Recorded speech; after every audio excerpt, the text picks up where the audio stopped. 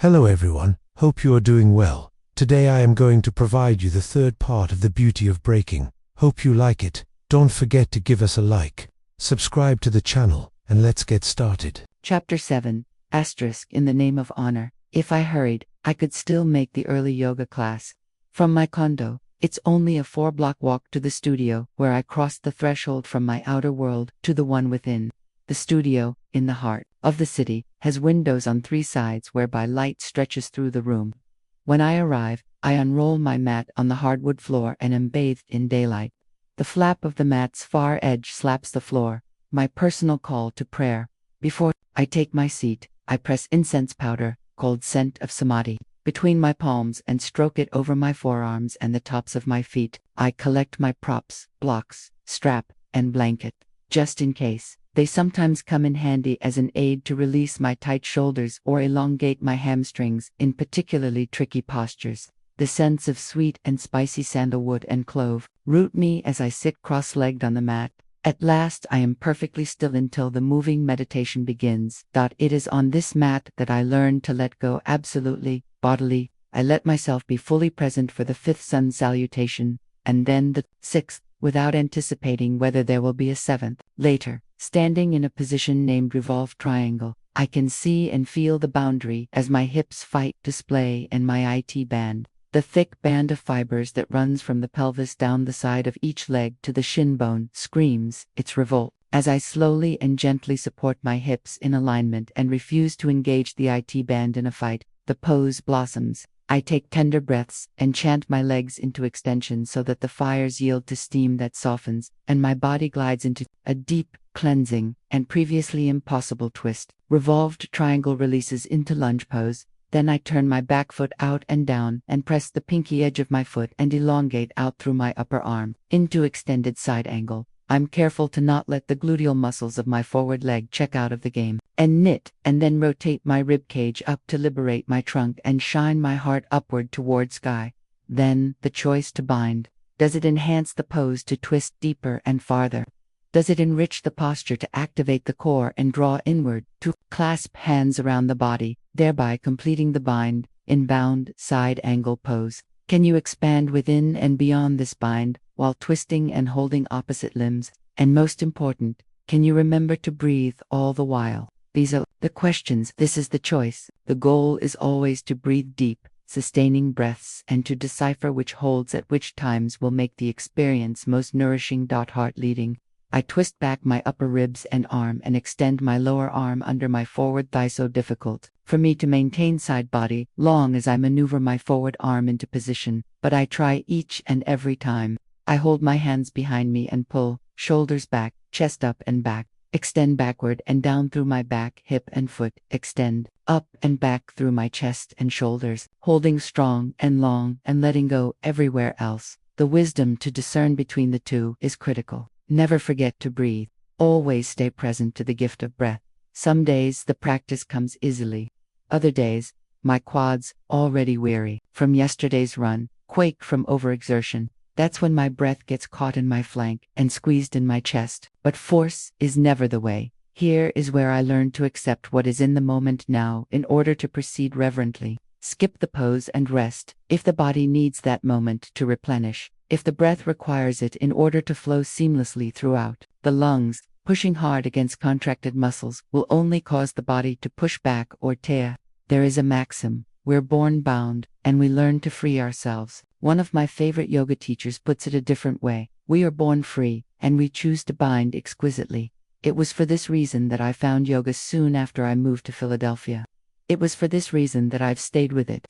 There is a saying that every new yogi finds her way to the mat in order to heal an injury. Sometimes the injury is sports-related, though most times it's psychic. Perhaps it's a divorce, addiction, or sexual trauma that takes her out of her body, as a way to cope when the trauma is too much to bear. After the acute phase of the trauma is survived, it starts to feel safe to integrate the mind and body again. Yoga is a way back to our whole selves. It rejoins the breath, the mind, the heart, and the soul, reuniting the broken pieces into beautiful postures that show us we're rooted in something far greater than pain. The resultant yoga butt from regular practice is just a bonus. On the heels of the new year and the upcoming stepping down of the suburban site director, whose place I was expected to take, I realized that if I continued this administrative climb, this transition from my role as assistant medical director to that of medical director, I would simply be leaping from one hamster wheel to the next. Sure, I knew I could excel. I was good at my job. I was adept at the treadmill, but, as Lily Tomlin says, the trouble with the rat race is that even if you win, you're still a rat. Now, 4 years out of residency, after 2 years at Andrew Johnson Hospital and then another 2 at I found that this realization had become crystal clear. My calling is to heal. That is my truth. While medicine's current version of hospital administrative work can be both interesting and valuable, it wouldn't ever bring me closer to being a healer. Most administrative duties involve managing minutiae, with the goal of maximizing profits for hospital systems. Second to that is minimizing financial losses. Somewhere far distant to both those priorities is patient care. And way beyond what the minds I can see is consideration for the wellness of the providers who are supposed to deliver that care with excellence. I just couldn't be a representative for a mission that was so divergent from my own, even if that meant walking away from the comforts of a higher salary and a better schedule. I didn't know how I would do it, but I knew I had to rededicate myself to my true path. I knew it meant committing the apparent resume sabotage of quitting my job, but I also knew that a lack of dedication never yields success. Every part of my being craved alignment. My work, as with everything I do, is a reflection of myself. I practiced yoga to stay on the path. I ate healthily to support my physical body on this journey. I would start meditation to keep my spirit clear. I made it a point to mentor medical students and residents who were women and/or from underrepresented groups of color, to make up for the woeful dearth of physician role models for these groups. Medicine still suffers from the same discrimination seen in other fields. Women are typically not promoted, while underrepresented people of color are blocked from admittance in the first place. I knew that my emergency medicine clinical work had to focus on underserved populations, as this had always been the medicine closest to my heart. I also knew that my healing work needed to transcend traditional medicine and extend beyond for me, the best path was to leave administration. For the time being, it was also best for me to stop working in academic centers for emergency medicine, which required similar bureaucratic demands and diverted me from my focus on being a healer. I left Montefiore to dock at the Veterans Affairs Hospital in Philadelphia. Just as I had encountered in my patients at Mercy in Montefiore, I met many heroes while at the VA. Victoria Honor was one of them. She was steady in her chair, sitting cross-legged, each arm placed deliberately on an armrest, her fingers making soft imprints at the curved vinyl edges. Her grip was tight, her smile at ease. Her hair was parted down the middle, with one goddess braid on each side culminating in a thick rope of loosely kinked hair encircling her head. Springy rings of baby hair peeked out at the edges of her hairline. Her bright, almond-shaped eyes were free of makeup. Actually, she wore no makeup at all, save for lip balm that tinged the air with a hint of citrus. She looked about the same age as I was, both of us appearing younger than our years, but melanin has this effect. Her skin was a shade of moist clay muted by the ill-fitting midnight blue. Paper scrubs that hung awkwardly around her shoulders and knees, they appeared to be at least 2 sizes too big, but they were the smallest we had for the psychiatric patients. This uniform wasn't made for her. She looked up when I rapped on the door. Leaning against the wall across from her, I asked why she had brought herself to the hospital. "Hello, ma'am. I'm here to get cleared. I'm here because it's time for me to get myself together. That's all. It's time." Her smile cracked open, revealing so much hope. It was strange meeting her here. That's what I remember most. It felt as if I knew her already, as if we could have met as participants in the same noon yoga class on Tuesdays and Thursdays, or as volunteers with the annual Run for Peace 5K. This version of reality, our encounter behind the locked doors of the psychiatric unit in the emergency department, didn't feel right. Ms. Victoria Honor. By the way, that's a fantastic name. She laughed. Yeah, well, I can't say it was my idea, all thanks to my family. You can call me Vicky. Well, Vicky, you sound strong and resolute. Excellent. Yes, I'm here to medically clear you. This was the standard process for a psychiatric patient.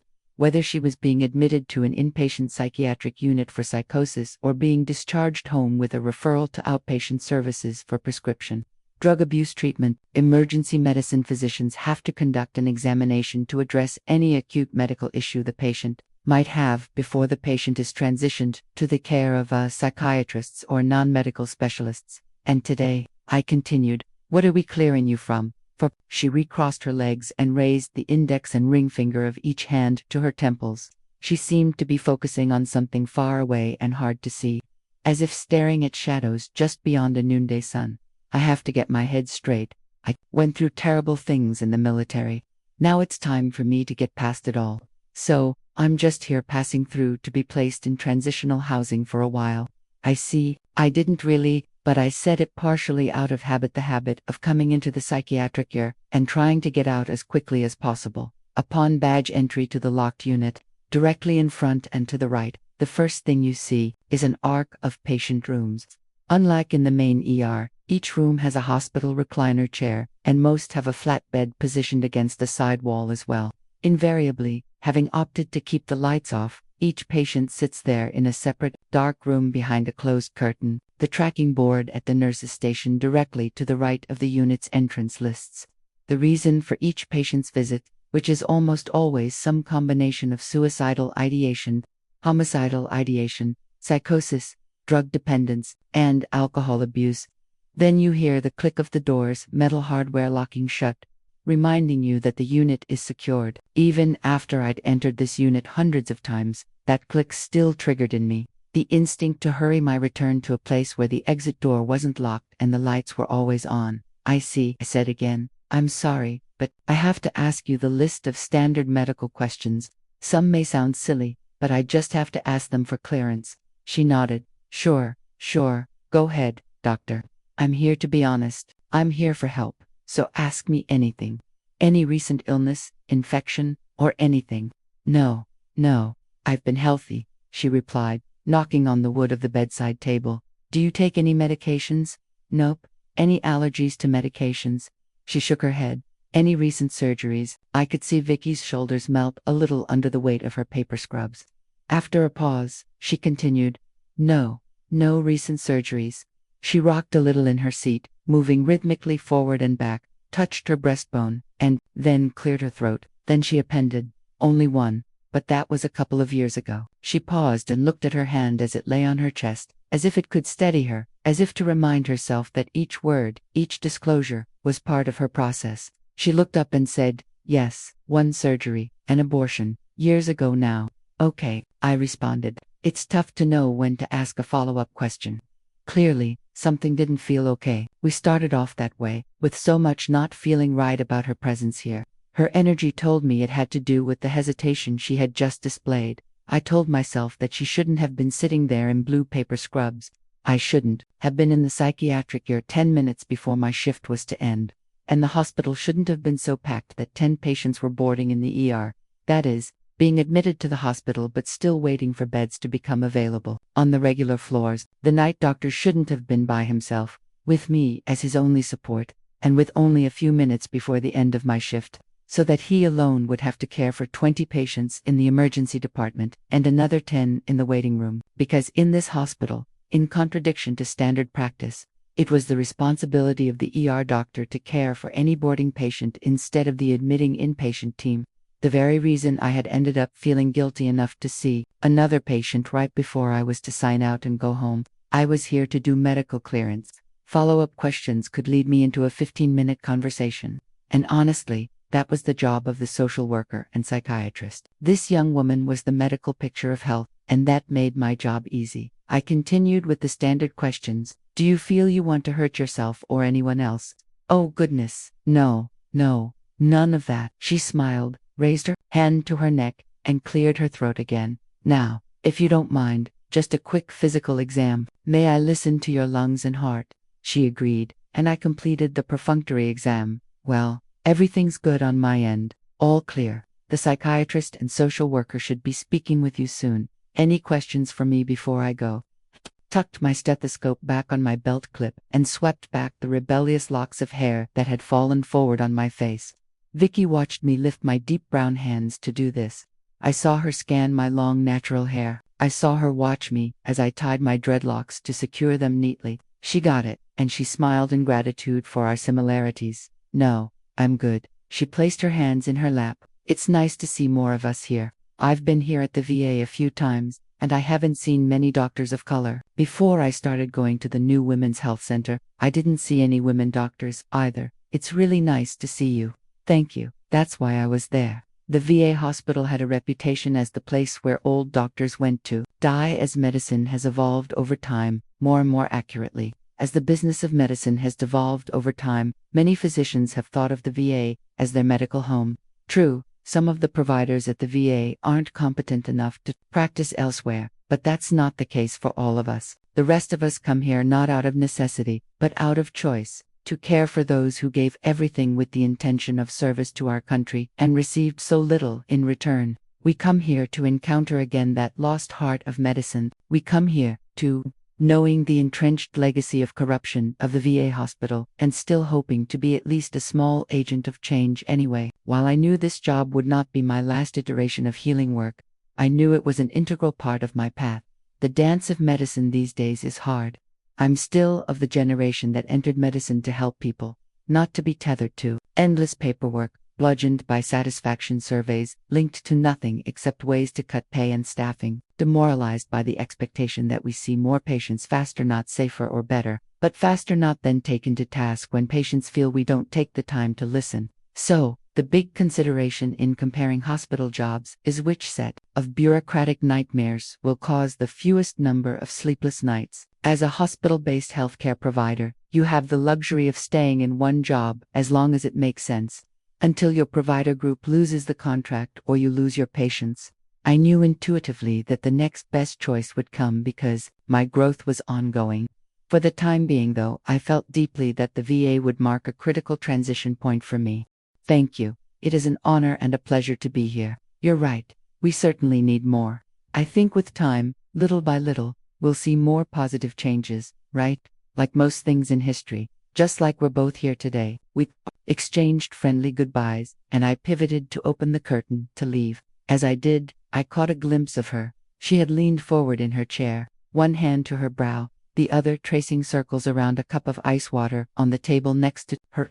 I looked at her and considered asking the question. She was entranced by the ice, drawing her fingers across a puddle of condensation on the table, so she didn't notice my hesitation. It was late, so I reconsidered. I just wanted to go home, but I couldn't. I had to ask. I knew the deep well of my sister's pain. Human beings can always know each other if we're still and courageous enough to do so. I, too, had spun in circles and circles of suffering.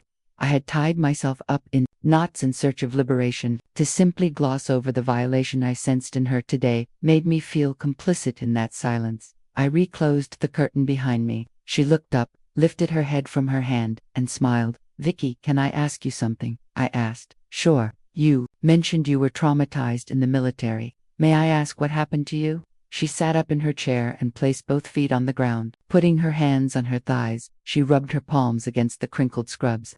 When she spoke, her voice was considerably lower than it had been before. Yes, you can." She paused and then resumed the rhythmic rubbing as she looked down at her hands. She made herself stop and then looked up at me. "Remember that surgery I mentioned? The abortion? I was raped in the military." She didn't cry. Her eyes frosted over a protective cool. It was the same kind of chill that keeps a person alive far longer than seems possible when she falls into a frozen lake. The kind of cold that slows down the body's metabolic requirements so that the person can live, submerged for hours, in case of eventual survival, or, at least, rescue. This is the innate protective wisdom of the spirit, to save the body when it's not yet time to go. I clasped both my hands to my heart and only partially contained a full lung gasp. I didn't have time to realize what I had done. I felt the soul of me unrestrained by the confines of the hospital edifice. Michele, standing next to me with the VA badge hanging from my neck, Dr. Harper, and half-heartedly tried to pull her back in. "Oh, Vicky, I am so sorry. That should not happen to anyone, anywhere." This was exactly why I had asked. On some level, I already knew, or sensed, what had happened. I also knew that the other part of the atrocity was the silencing. Some would say that the even greater part of the crime was forcing the survivor to hold that trauma alone, knowing that revelation would risk exposing her to blame, judgment, and additional consequences. It was as unfair as it was invalid to blame a victim for the criminal acts of an assailant. The girl I used to be had learned that lesson well in our little glass house in Washington, D.C.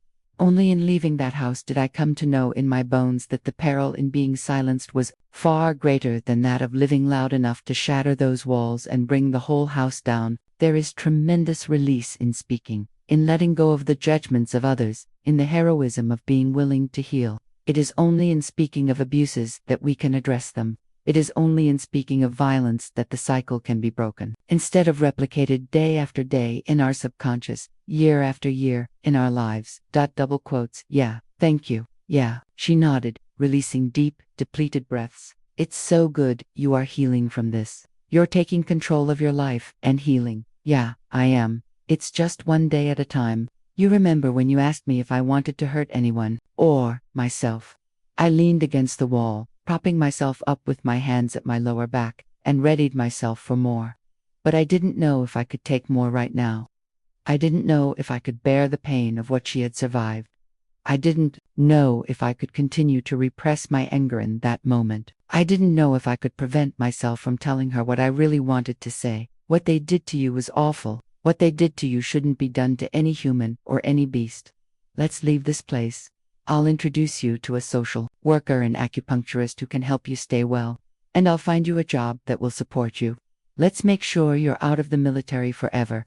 The man who did this couldn't have acted alone. He committed his atrocities because the military allows these crimes within their culture of institutionalized misogyny and toxic masculinity. Because our criminal justice system is based on the same, because our nation was founded on these principles. First, all of them need to pay the price of full accountability. Come, let you and me take steps together into change. Instead, I steadied my feet and remembered that I was in the psychiatric section of the emergency department of a hospital. This was not my living room. In many ways, it wasn't even my life. I had allowed this door to open. In fact, I had opened it because I was committed to acknowledging Vicky, her experience, and her humanity. I had committed myself to being her provider in this way, so I braced myself for a walk across what was certainly exceedingly hard terrain. Yes, I remember, I said. Well, I don't want to hurt myself now, but for a long time, I didn't want to live. I was all alone over there in Afghanistan. I was the only woman in my unit. I was in engineering. She paused and brightened. There, for a moment, I caught a glimpse of the Vicky she had probably been before this story. I could fix anything. I helped to fix the power supplies, maintain the vehicles. I really kept our unit running. Then, suddenly, she was the woman in blue paper scrubs again, sitting there quietly. I never figured out why, but my sergeant hated me from the very beginning. He would tell me I was nothing, I was worthless. She paused and drew a deep breath into the tiny, hollow shell of herself before whispering, every single day. As she told her story, I began to feel sick. I had that taste that builds at the back of your throat, like stale coffee and too cold corn chips, right before waves of acid churn in your stomach to expel a cascade of vomit. Her eyes met mine, and narrowed. You know, I joined the military because I wanted to do something good for our country and make myself better, too. Then this. She put her hands on her hips and assumed an angry glare. Private honor, she barked, impersonating the sergeant. You ain't never gonna amount to nothing. She chuckled nervously. Of course, that's not exactly how he looked, because spit would fly from his mouth when he yelled. Her eyes reddened, and her whole face became heavy. Can you imagine, Dr. Harper, being told you're worthless every single day by your boss when you're far away from home? Oh, doctor, he was just so mean, and he was only mean to me. He would make me stay up at all hours with new tasks for me to do while everyone else slept. You know that when my grandmother died, he didn't let me go home for her funeral. He was supposed to let me go, but he never did. He never let me go. She crossed her arms in front of her and caressed her forearms, rocking herself in the same metrical way as before. I am so sorry, Vicky. I am so sorry. My sorrow was filled with a rage that was yielding to a broken heart. I felt sorry knowing that everyone in her story needed healing, but the only person I knew for a fact who had sought it out was sitting in front of me. She continued. My grandmother raised me. I never met my father. My mother was around sometimes. She's still alive and has been hooked on drugs my whole life. Well, I guess not the whole time. She just got clean a couple years ago. When she actually does show up, she just asks me for things. Ever since I can remember, it's been the same. When I was 10, she'd ask for the money my grandmother gave me to get snacks at the corner store. She would go into my piggy bank when she thought I was sleeping. I saw her every single time. Her voice trailed off. My grandmother was the only person I had in the world. She's the one who encouraged me to make something of myself and get an education. But I didn't have the money for college, so I figured I'd join the military first. I'd live with Grandma after that and help her out while I was in school. That was my plan. The frost in her eyes turned to heat. You asked me if I wanted to hurt anyone or myself. After my sergeant said I couldn't go to my grandmother's funeral, I wanted to die. I mean, I'm a Christian. I know that suicide is a sin, and I wouldn't ever do it, but I just wanted to die. She shook her head and looked down before continuing, and then everything just got worse. The sergeant raped me over there in Afghanistan. I was so alone there. I was dealing with that and so alone. Dr. I couldn't communicate with any of the locals, and there weren't even many locals around where we were. Anyway, I never saw anyone. Then another private became my friend. He would bring his food and eat with me when no one else would. I was so thankful when this other private befriended me. Then, one night, he raped me, too. He stopped talking to me after the attack. Then he had some kind of family emergency, not a death or anything, but a cousin of his was sick or something. They let him go home. He raped me. Then they let him go home. I watched her, a small woman now huddled in a large vinyl chair. All the energy seemed to have drained from her, and for the first time she looked unsteady. She suddenly seemed so far away in Afghanistan, working on artillery, praying for an end to a war that would follow her home. She slumped back in the chair and expelled 2 rapid, shallow breaths. Her gaze was intent while her voice quivered. Doctor, the other day, the pastor gave a whole sermon on forgiveness. It all sounded like lies. If he had been through what I had, if they had had to go through an abortion alone, a pregnancy that came from torture so that I had to get surgery so that my rapist didn't grow inside of me. She continued with her voice rising, so that they didn't keep taking my body from me, my choices from me. They put me in that position. They took that from me. Vicky stopped herself. She crossed her arms, then placed her right hand over her mouth. She looked away from me to the lower left-hand corner of the room. She seemed uncomfortable with the anger, as if she were concerned with what it might do, where it might go. We both waited there, in the space of the pause. I waited for her to make company with a righteous rage. She waited to feel safe. She continued in a tone that was restrained. If that pastor had been threatened, beaten, and raped over and over, I know that Christ wants us to forgive, but I can't. I honestly don't know that I ever can. I want them to die. It hurts me so bad that I just want them to die. Vicky, I am so sorry. Your anger makes sense. What they did is horrific. I paused again to give her room. She bit her lower lip and just sat there. You know you deserve to be happy, right? You know you deserve to be free. Part of me knows. That's why I'm here. I'm here to take my life back. When I first returned from Afghanistan, I started to drink. It was the only way I could be home alone with the thoughts of how it was over there.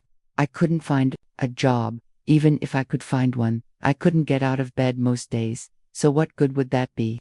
It's crazy when you think about it. And you don't drink anymore. No, I don't. I just got to a point that was lower than when I left for war. Lower than anything I could have imagined. I thought of my grandmother. I went to church. One day, I just stopped drinking cold turkey and told myself I had to get better. Have you found anyone to be supportive since coming home? You know, my new squad is better. They're the reason I'm here. Were you able to tell anyone in your new squad what they did to you? I told my new sergeant and some privates. They all stand by me. Now I have some time off to get better. To continue to get better, I said, amending her words. You've already done so much. I paused, then said, did anything happen to the men who raped you? The sergeant who was so abusive? No, they didn't do anything about it. They never do. But my new squad fixed my records. My old sergeant wrote me up for all sorts of crazy things, so I wouldn't get promoted and wouldn't get my benefits. But they wiped all that clean. I have a new therapist, too. I'm happy to hear it, Vicky. I really am. I'm sorry about everything that happened to you, but I'm happy you're healing. Here's what I didn't say. The failure of the military and our government to hold those men accountable is unacceptable. And though your victories were critical, they are small victories in the face of massive systemic failures. The systemic corruption revealed by the crimes against you is abhorrent, shameful, and illegal. Men must be made to pay for their crimes, but there was no way to say those things in that moment without undermining her process. It certainly wasn't the time for that. Thank you, thank you. I told my grandma I was going to school, and I'm going to go. I just have to get well. My old therapist, the one I saw when I first got back, she said I have major depressive disorder and am probably bipolar, something like that. I just hope I can overcome it. Vicky, first of all, you are well. I want you to know that your feelings are normal. You were traumatized. You were in horrific conditions, and your human response to those horrific conditions is normal. She looked at me and seemed to be softening. Her breathing slowed as she rested in the chair. What's not normal? What's not healthy? Is if those things happened and you didn't feel sad or angry. You're right. You do need to start to feel better so that you can be happy and fulfilled. That's all. You're not sick. You're not abnormal. You're a survivor who's doing amazing things to heal herself. Vicky paused, her eyes focused as she looked across the room, and then she nodded to herself as she considered the entirety of the situation. It's true, she said aloud, but to herself. She grasped her left fist with her right and anchored, her hands low over her pelvis. Then, she looked up at me. You know, Doc, I don't even know whose child it was. Her voice thinned to a plea as she cast her eyes down. That's what happens when different people rape you. Her words landed heavily in the space between us. We let them be there, in their hugeness, in their horror. How could that pastor tell me to forgive? They should all go to hell. But I'm the one sinning for not forgiving. A solitary tear rolled from her eye, landing on the side of her right cheek before she swiped it away. I hear you. You did nothing wrong. The men who did this to you were wrong.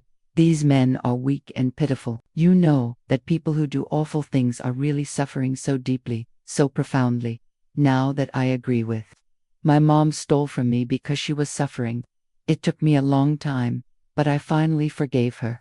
I forgave her before I went off to war. I saw her for who she was and what she was going through, so I forgave her. I could see her easing back into her strength. Yeah, like your mom. What she did was not right. You saw her pain and understood it. You forgave her. It doesn't excuse her actions. It doesn't say that it was okay for her to behave that way. It only says that you recognized her pain and suffering and wished her healing. You released it. How did it feel to do that? I felt free. I went away and felt free. Her voice deepened as she began to find grounding in contemplation. I said, and that's the only reason to forgive the souls of these men who did these monstrous things. They are as troubled as the acts they committed. I hear you, Doctor. I just don't know that I can ever get over this. I have to heal, as you say. But some days, when I actually think about it, honestly, I don't know that I can. I racked my brain for something true, for something I told myself when life felt too hard and unfair, for what I had told myself before coming into work and seeing a full board of patients in the VAR and ed directors who regularly didn't show up for their shifts, despite that fact, for what I said when I thought back on my childhood, my divorce, and the fact that I was still single in Philadelphia, a city that is famously unwelcoming to people who weren't conceived within the city limits, and yet, I couldn't just pick up and move without feeling that I was running away. You remember Nelson Mandela?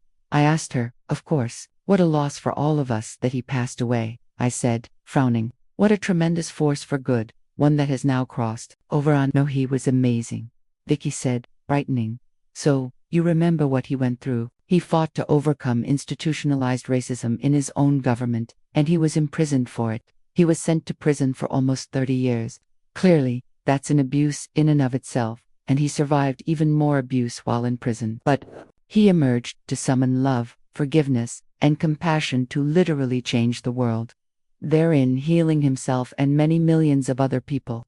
His legacy speaks to what we human beings can withstand. What they did to you was wrong, Vicky. What they did to Mandela was wrong. So many things that happen to us are not right, are not okay, and we can survive and heal and use that to be stronger and shape our lives and the lives of others in wonderful, powerful, healing ways, should we choose to do so.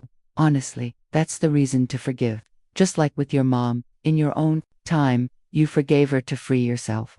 You forgave her to heal yourself. In your strength, in your courage, in your self-love, others are healed. That's all in time. I like that, Dr. Harper. I like that a lot. I really want to do that. That's why I'm here. That's why I'm going to school. My new squad is helping me. My new therapist is helping me, too. Most important, you're helping yourself. You are doing all of this. Hearing that, she glowed with pride. Yes, I am. Yes, you are. Go forth and be Mandela. I joined my hands in front of my heart as if to say Namaste. Force of habit by that point. She smiled. Yes, that's why I'm here. That's right, you're doing it. We laughed deep soul laughs together. For the first time, the room was buoyant. I forgot that I was late for note. I forgot that I was in the psychiatric ear. Well, my dear, I've got to go back to the medical side. My day here is done. All the best to you. One day, come back and tell me your stories of happiness and contentment. Congratulations already on your brand new life. Thank you. I promise I will. You know what? I haven't ever talked to anyone like that. I've never told the whole story. I didn't know that would happen today. Feels so good to get it out, to let it go. She emanated a softening, a radiance that made her appear 10 years younger than when she first came in. Wow, I said. You're okay and safe, and your energy is lighter too. You even look brighter. Thank you, doctor. God bless you. Thank you, and God bless you, and us all. We all need it. I shared one last smile with her, then turned to open the curtain and walk away. The night psychiatric nurse, Pat, approached. What are you still doing over here? Didn't your shift end an hour ago? Yeah, I have to skedaddle. What the heck happened just now? You miss your calling, Doc. Asterisk, huh? I asked, but I knew he had heard. The unit was small, with no doors except those for the bathroom, the psychiatrist's office, and the social work office, so there was no privacy. You could hear every word from the patient rooms, every word at the nurse's desk. You're calling as a shrink, he replied. I laughed. Have a great night, guys. I'll see y'all again in a couple of days. I swiped my ID card at the exit to liberate myself from the unit. Vicky and I had both crossed thresholds that day. We had both braced ourselves and covered our heads as the walls of our glass houses had shattered around us. We had trod mindfully over the shards and escaped with non-fatal wounds to a new freedom, a new clarity, a new resolve. As I passed the full tracking board and the poorly staffed I recalled that I still had 5 or 6 notes to complete before signing out, which meant I'd be there for another 20 minutes. But that was all right.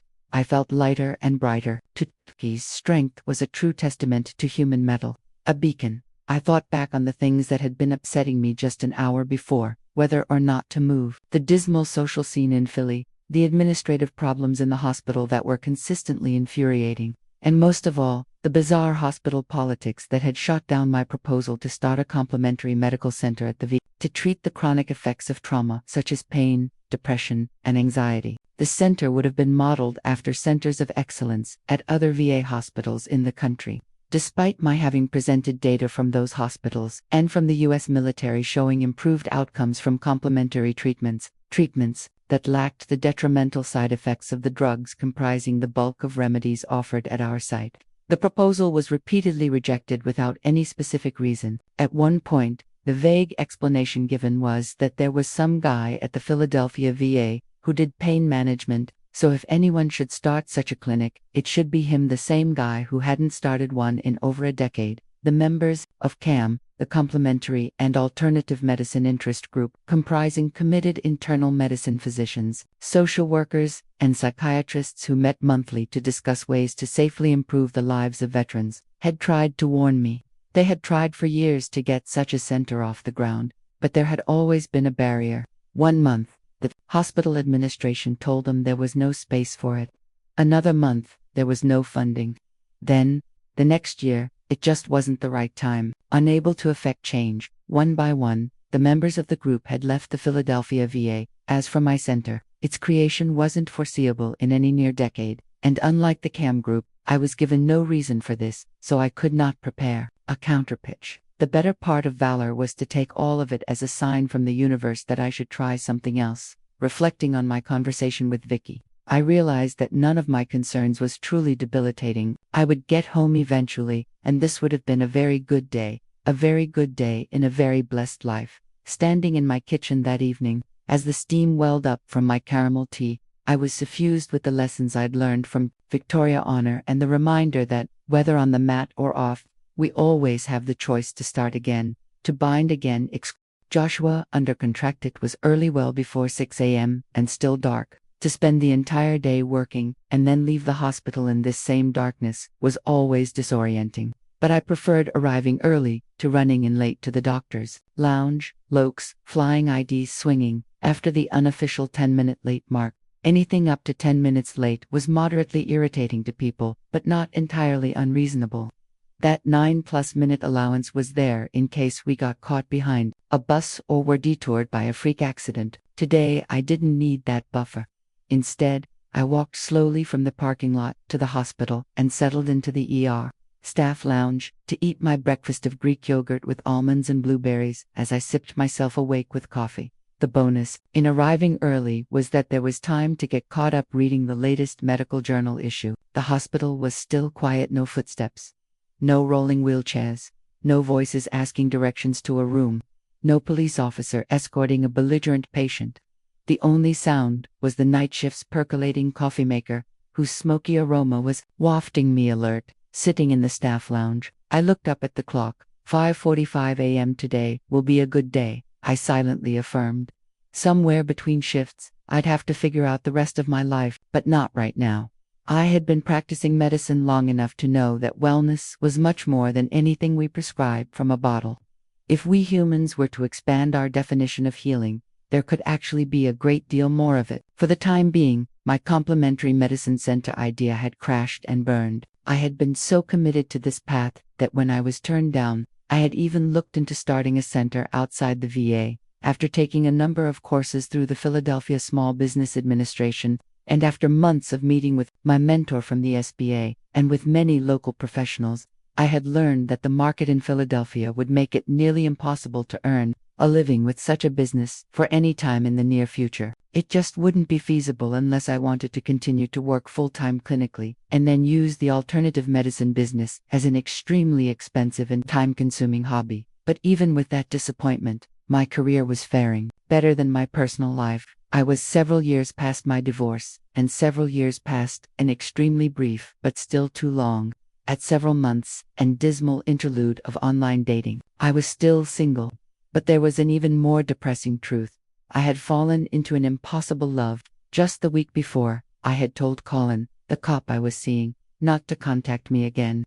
His divorce was proving to be more difficult than he had initially presented to me, and far more difficult than he had allowed himself to believe. It was taking all but a military extraction for him to sever ties from the person who had stolen his phone, hacked his online accounts to steal data and post false information on him, stalked him, physically assaulted him, and mused about fabricating a disturbance at his work so he would lose his job. Oh, and then there were her repeated threats to set his property on fire. There was still time for her to make good on those last two threats, regarding the career assassination and the arson. Colin's ex had promised him that the only thing I want is for you to suffer. If what Colin had told me and what I had observed were accurate, this seemed to be the only completely honest statement she had uttered in her life. Strange how police officers frequently find the wackadoos.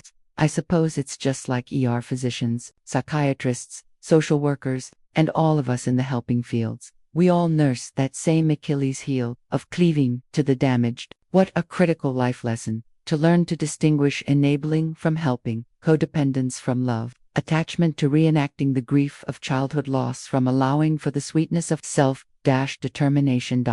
To go into detail about my relationship with Colin would certainly bore even the most sympathetic reader. Suffice it to say, there was a lot about it that I appreciated.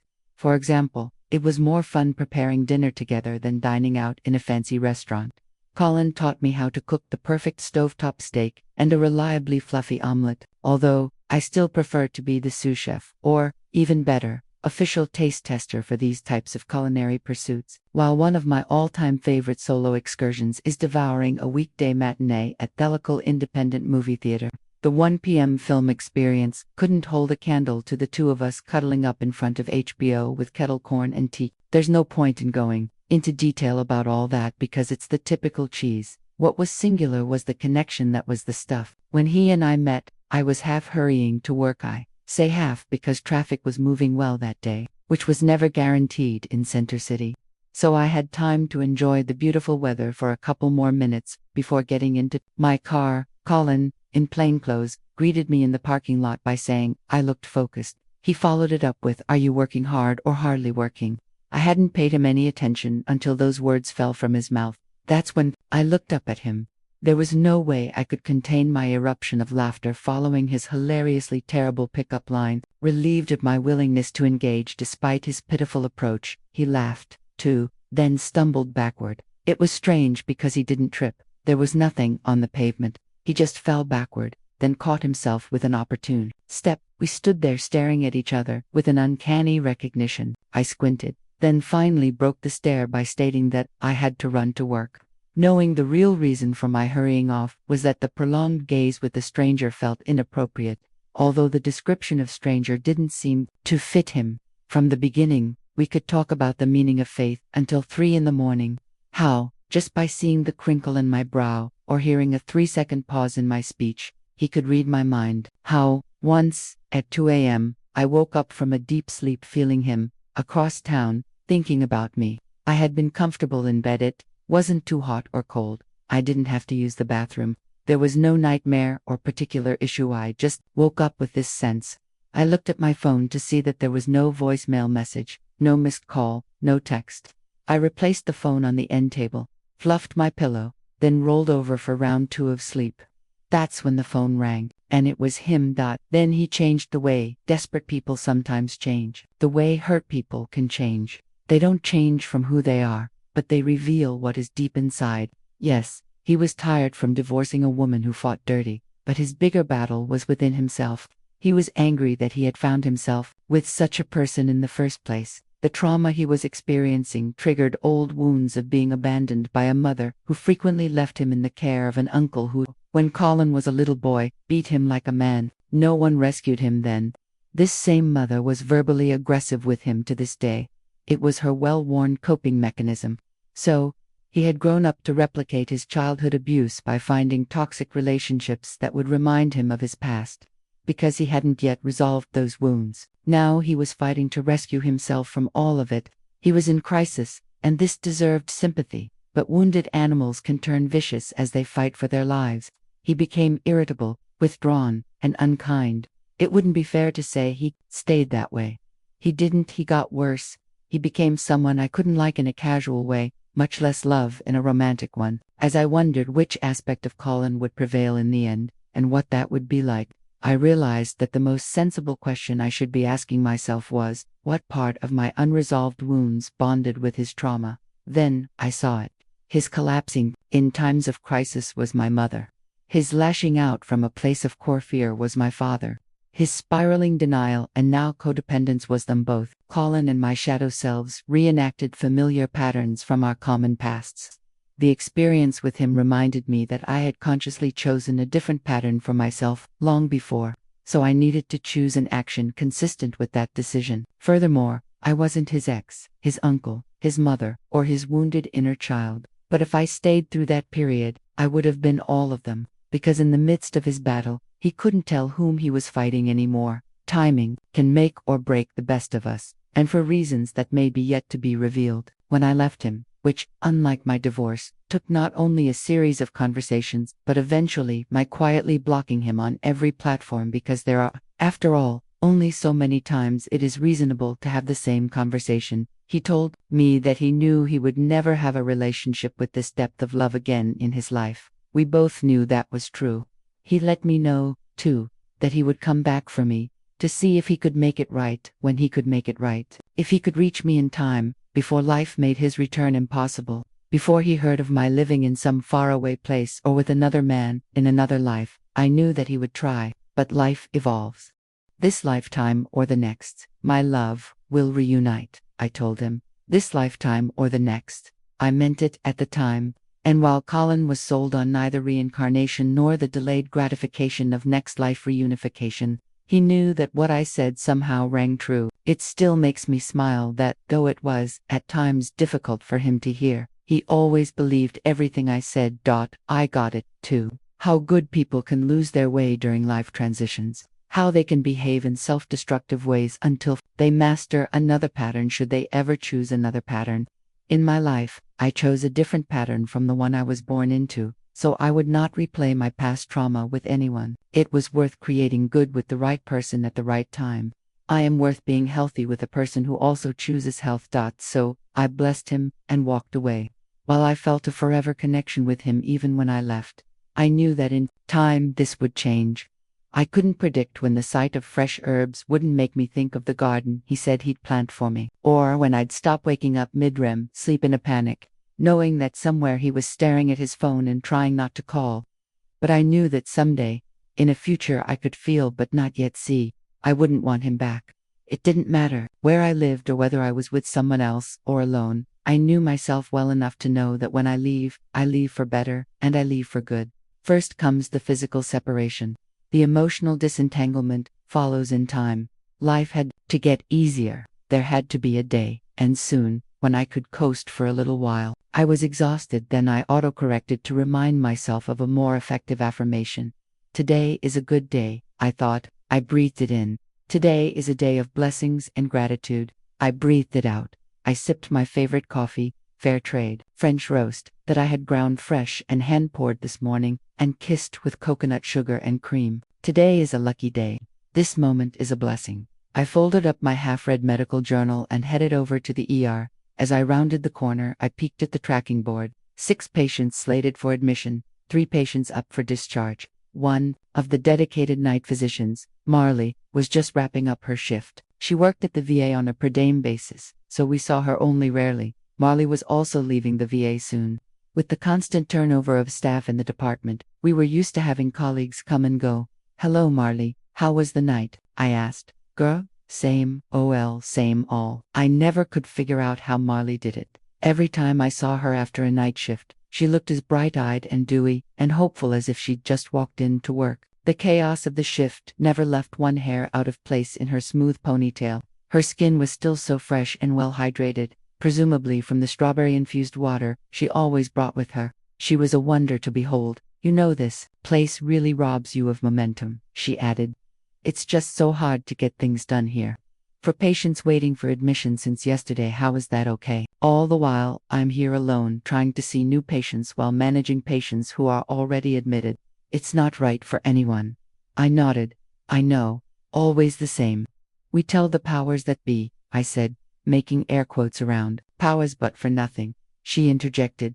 "Oh, Marley," I sighed, smiling at her. "Maybe it'll get better soon.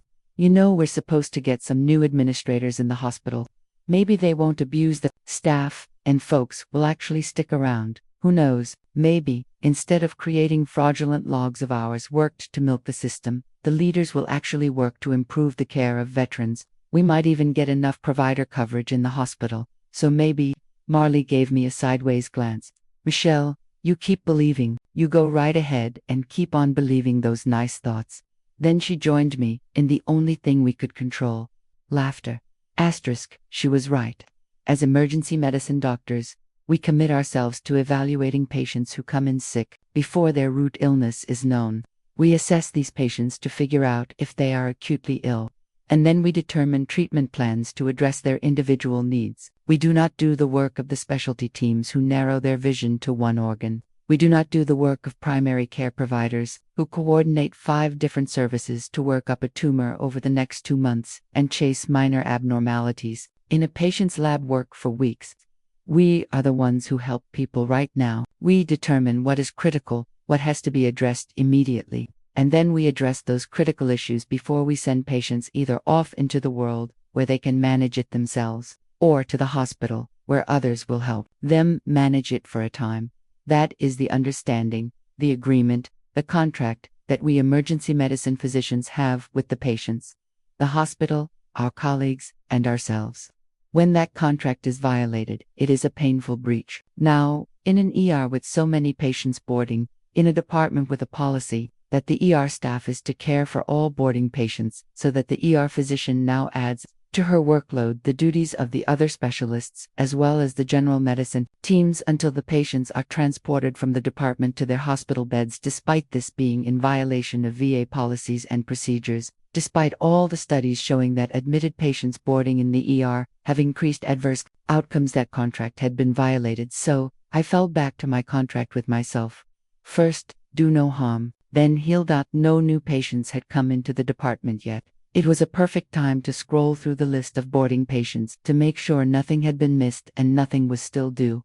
Ms. Craig, who had been admitted last year for chest pain and had a history of a positive cardiac catheterization, which showed evidence of significant heart disease, was due for her second blood draw for her troponin level to look for evidence of a heart attack. Mr. Hornsby would need his third dose of antibiotics in 3 hours for his cellulitis. Ms. Grant had been admitted for renal failure and a urinary tract infection. The ceftriaxone she received would give her 24 hours of antibiotic coverage. We hoped she'd get a bed within 6 hours, so the next dose could be ordered by her admitted team. Mr. Khan's blood pressure was stable after the 7 doses of antihypertensive medication the last 2 shifts had given him. Ms. Chen was comfortable and waiting for a bed for her lower GI bleed workup, with a plan for gastroenterology to scope her today. Mr. Clements was waiting for a bed and workup on the source of his cancer, and, for pain control. The 4 patients on the psychiatric side of the emergency department were all well and waiting for final disposition by the psychiatrist.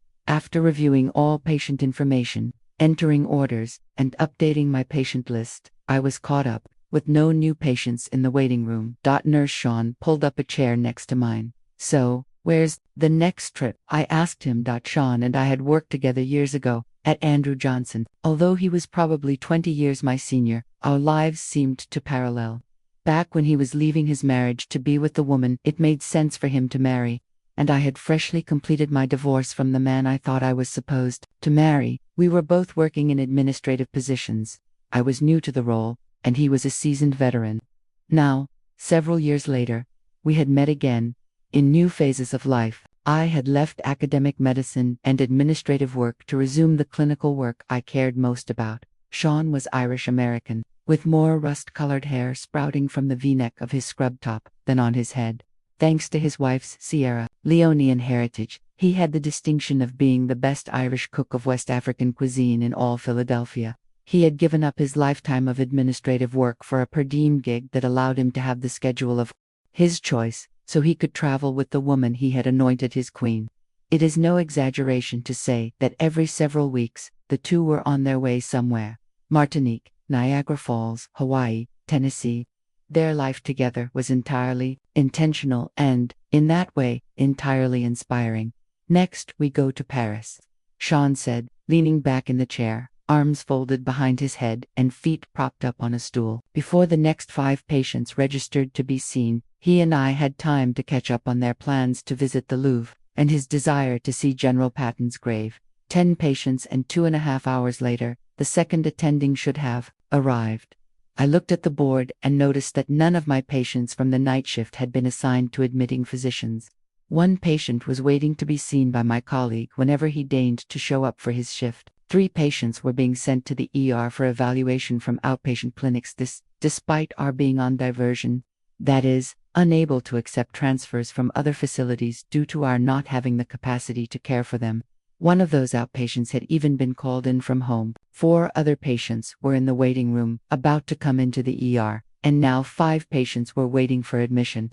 The 1 psychiatric patient who was to go home that morning was now sober from his alcohol intoxication, but he was confused. The nurse called me to assess him. He knew only his name but had no idea of the date, place, or situation. Reviewing his records, I could tell that this was not the baseline for this otherwise healthy middle-aged white man. I started his medical workup and then made a string of phone calls to find out when the boarding patients would get inpatient beds and teams to manage their care. Gloria, the trusty and hardworking bed coordinator, informed me that not only were there no beds available, but there were negative beds. "What do you mean by negative beds?" I asked. "I mean the OR has a full schedule, and I have no place to put all the post-op patients, nowhere to put the ER patients waiting for admission, and there are no discharges planned. Negative beds, and it's only 9 a.m., we said in unison. Awesome, I said. Well, Gloria, please keep me posted. Yeah, I'm working on it. I'm going up to the floors now to tell the docs to get people moving. I reached out to the ER medical director, leaving a voicemail, text, and email asking for the higher-ups to mobilize hospital beds and to continue our diversion. Status from transfers from other hospitals in light of this Monday morning madness, as was typical of the ER leadership in this institution. There was no answer, no return message, no help. I asked myself, how much inpatient medicine could I safely perform while still attending to the care of the steady stream of brand new patients? I knew that the new ER patients had to be seen. Could I safely leave those boarding patients to linger in the ER unattended, even if it was safe to do so? Was it ethical? To the layperson, these may sound like silly questions, but would you expect an auto mechanic with a full schedule to stay on task with each new vehicle and at the same time help each client get directions, home, coordinate vehicle pickup and child care, and schedule follow-up appointments? Of course not. Yes, these details fall under the category of "it's not my job," but that's what doctors are often called to do, and it's what makes it impossible for us to excel at what is actually our job. In emergency medicine, as in the case of the overworked mechanic, working outside one's prescribed duties makes the work dangerous. All this, of course, doesn't answer the most important question I was forced to answer. How many of the shortcomings of this modern healthcare system was I willing to put up with? Or, perhaps better, would my healing mission be better served in other ways? So, at 9:40 a.m., with a growing backlog of patients and still no sign of the second attending physician, I wondered what to do. First, I knew, was to do no harm. My patients were all stable, with the exception of the man with the newly altered mental state. I would evaluate him first and, if necessary, order additional labs, an EKG, a head CT, and vitamins, as he was a known alcoholic and could have a vitamin deficiency that put him at risk for permanent brain damage. Next, I would see any new patients who were waiting. Then, to heal, I would initiate any plans I anticipated the inpatient teams would have for the boarding patients who had been waiting the longest in the ER. While adding this to my list of tasks would make my work exponentially harder. It wasn't the patient's fault they were still stuck in the ER. The best way to start, I thought, was to get another cup of coffee and then dive in. I called cardiology to come see the patient with chest pain, and I called GI to see my GIB gastrointestinal bleed patient. Both services were very confused as to why they were getting a call from me rather than the inpatient teams, and they asked if the admitting physicians could call for the consultations once the patients were on their floors, as this was standard hospital procedure. I explained that I, too, was confused by the chronic delays in patient care in the hospital, and that I was trying to expedite these patients getting care while they waited in limbo. The departments agreed to see the patients. In the ER, similar calls followed to neurology and the echocardiography lab, and the people there were similarly accommodating. Next, I had to decide what to do with Mr. Clements. The notes from the last two attending physicians indicated that he was being admitted for pain control and a metastatic cancer workup. He had received 1 dose of pain medication since last night, and his vitals were normal. I had just passed his room and saw a well-dressed slender man walking around, speaking calmly and comfortably on the phone, not the picture of a pain control admission. A CT of his abdomen had revealed scattered swollen lymph nodes too numerous to quantify. As the report read, "Dr. Harper, Nurse Carissa called. I just put a young guy in room 6. He only has a psych history of some depression and anxiety, but he comes in today with fever, tachycardia in the 130s, infection from shooting drugs." Putting my phone calls and Mr. Clements on hold again, I followed Carissa directly to room 6. "Good morning, Mr. Spano," I said. He was seated on the stretcher, looking contained and anxious. I turned to the man standing at his side, who appeared to be a carbon copy of him. "Hello, are you two related? You must be. You look exactly alike." "Yeah, I'm his brother." I turned back to the patient. "What brings you in today?" "An infection, ma'am." He had long brown hair, olive skin, and the stocky build of an ex-athlete. It was clear that before the depression and before the drugs, he had been an attractive young man. He was only 29, but with the pallid skin of a man 30 years his senior. He grimaced as he bent his right leg, pointing to a sausage-like calf with puffy, flaking black skin that looked like charcoal. As he looked at his leg, tears rolled down his cheeks, and he wept out loud. How did this happen? I asked him. Ma'am, I'm not gonna lie. I shot up crack. There might have been some heroin in there too, I don't know. I said, nodding, as his shoulders shook under his sobs. This is a very serious infection. We'll need to what? What do you mean? Why do you say that? He yelled. Well, you have a fever and... A fever, he interrupted again, his face twisting in agony. He covered his mouth as he whimpered and shook his head. I didn't have a fever before. I recoiled from him. It might have been the volume of his exclamations, or maybe the drama unfolding before me that caused me to cringe. As I was saying, you have a fever here, and your heart rate is very fast. Those two things tell us your infection is significant. Do you have pain? Pain? I have tremendous pain, 100 out of 10. Okay, what we'll need to do is check your blood, get x-rays, and give you antibiotics and IV fluid. Also give you medicine for fever and pain, while we sort everything out. Because your infection looks quite serious, I'll need to speak to a surgeon, in case you need an operation to fix this. No matter what, I'll have to keep you in the hospital, because you'll need to be continued on intravenous antibiotics, for a couple of days or so. No, he shrieked, in a voice much higher than one might guess his 200-pound frame would be able to produce. Am I going to die from this? Could I die from this? I spoke slowly, my voice soft, my tone deliberate, as I tried to tamp down his frenzy and instill clear boundaries. It's too early to say. You have a very serious infection. People can die from infections like this. Most people with this are fine as long as we do everything to treat it well. That's what we're doing here today. Pull it together, dude, his brother interrupted, sounding intoxicated. He had a beard as scruffy as his voice and wore a black t-shirt that rolled over a loose stomach and soft silver athletic shorts.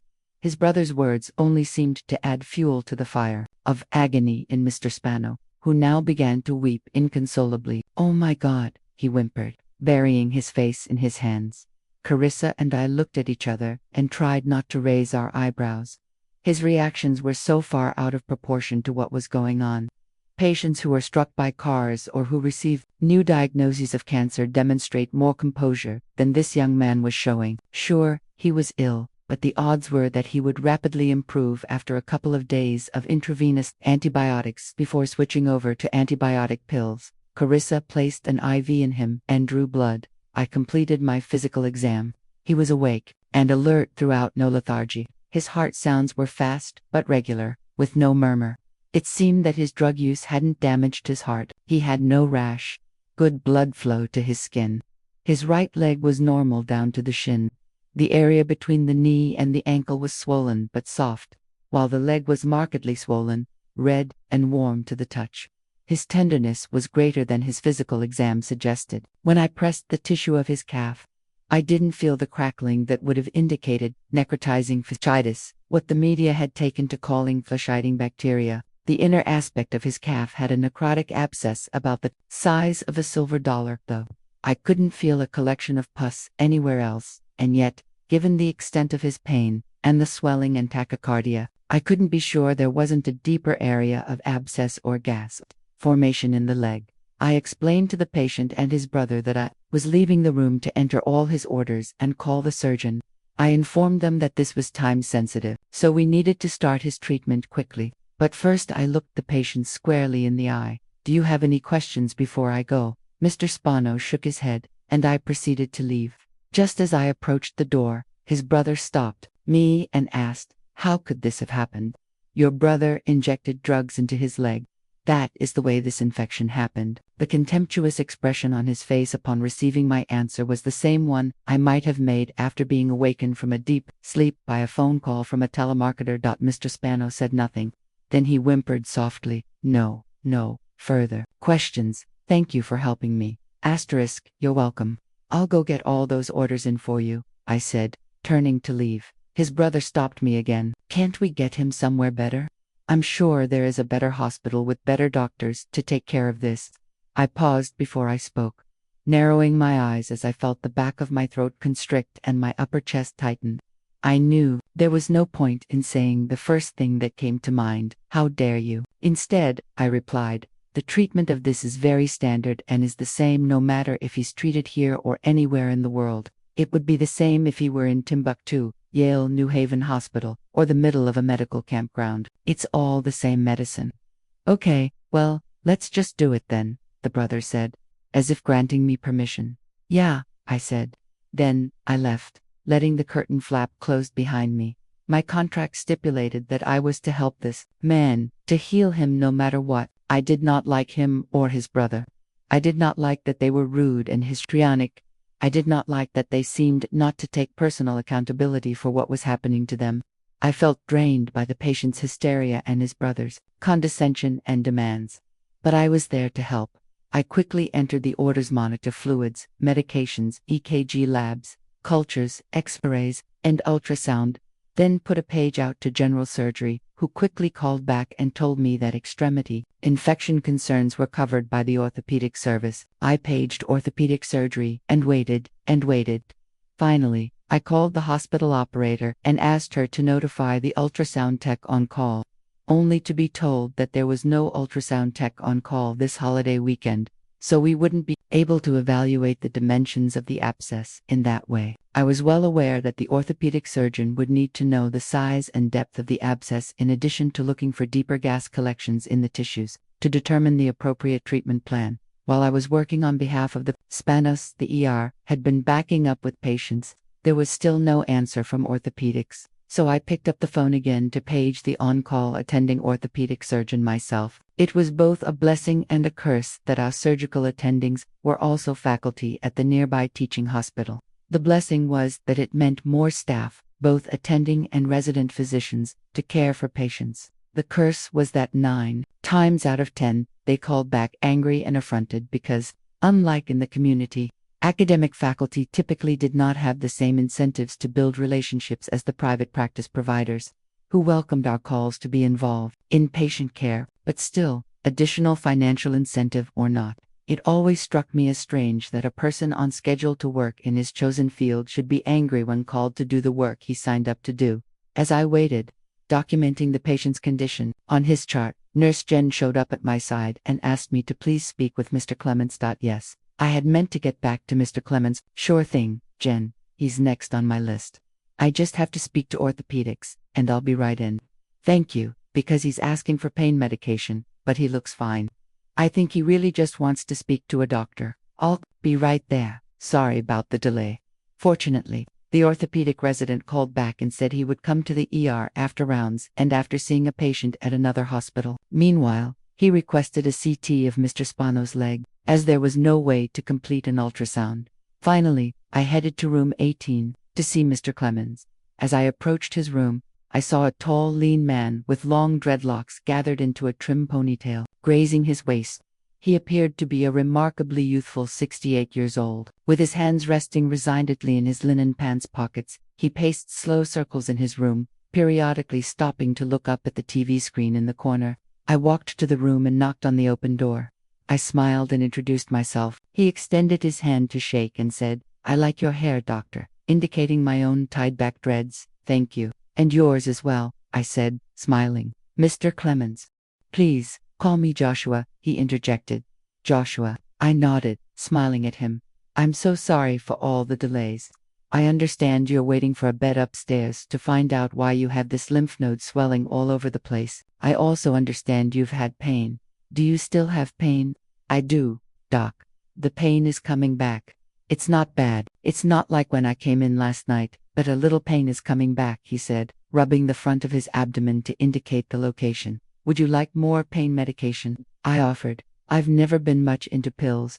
It's just not the type of man I am. But yeah, today I'd like some. Of course, let's chat about your CT findings also. The doctor on overnight was telling me you have a history of cancer. Many years ago?" I asked. "Yes, almost 20 years ago I had prostate cancer and 2 big tumors in my liver. I told them they could do surgery to cut them out. They wanted me to do chemo and radiation, too. The doctors kept pressuring me about that, but I didn't do it, doctor. I just couldn't. So many people told me I was crazy, but to me, those supposed cures just felt like poison. Instead, I took herbal supplements and ate healthy. I went on long walks and felt good. That's just my way, Dr. Harper. I prefer to keep things natural. I know it was a gamble no matter what I decided, but I've lived a healthy life and cleansed my body that way. Luckily, I've been fine ever since, well, until now. It's just that I had some pain in my belly last night, so I came in to have it checked out. The CT findings indicated a malignancy. This poor guy, I thought. There's a macabre medical maxim that says that the good people get the worst diseases. If a person is generous of spirit and comes in with a nagging abdominal discomfort the week after she runs a marathon, we'll discover she has stage 4 ovarian cancer. The racist pedophile who drowns kittens on Sundays survives being struck by lightning and lung cancer as he chain smokes into his 90s. I was almost certain that there was no truth to this rule, apart from it proffering an emotional cocoon for us to fold ourselves into during difficult conversations. I never liked being the doctor in the ER who, after knowing a patient, for mere moments, and with only the benefit of a CT report and no definitive results such as a tissue pathology, had to introduce the word cancer into the discussion. But I knew it was cancer. I knew, too, that he wanted to know. I sensed that this man preferred the truth served up straight because it honored his right to choose. I see. Now, did the doctor last night tell you that whenever we see lymph nodes like this, we get concerned that it's from cancer somewhere? Nah, she didn't really tell me. She was kinda talking around in circles about swelling and nodes. But she didn't say the word cancer. Honestly, she didn't have to say it. I know what these findings on ACT mean. So, what's happening now? What's next? Will I just stay in this room all day? You know, Mr. Clements Joshuatz, that's an excellent question. Right now there are no beds in the hospital, and it looks like there won't be any for a long time. Maybe not until later this evening or even tomorrow. Oh, Dr. Harper, I can't stay here. I'm a vegan, so I can't even eat hospital food, and I haven't eaten since yesterday afternoon. He was correct. This was no place for this man to use up more of his life, lying between bleached sheets, in a room with no natural light and no plants. Forced to decline a breakfast tray of processed meat and eggs. I'm sorry about that, about the delays and the food, I said, then paused. Joshua, I have to be honest with you.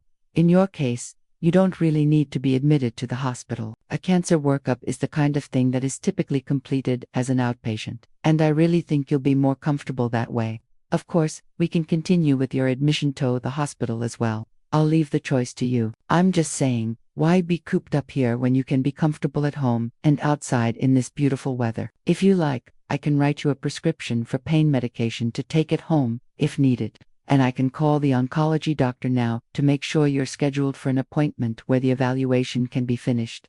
The decision is yours. He was a man who wore freedom more handsomely than any confine, so this idea suited him well. Please, that sounds so much better. I don't want to be cooped up here if it's not necessary. Let me just call the oncology doctor now and see what they say, in case there's any additional information they'll need before you go. Is that all right? He clasped his hands in front of his chest and bowed his head slightly as he looked at me. Yes, you'll come back and let me know. I'll let you know, I promise, I said, smiling. The oncology doctor called back and requested that I order a couple more blood tests as part of the cancer workup, including a PSA level and a chest CT for cancer staging.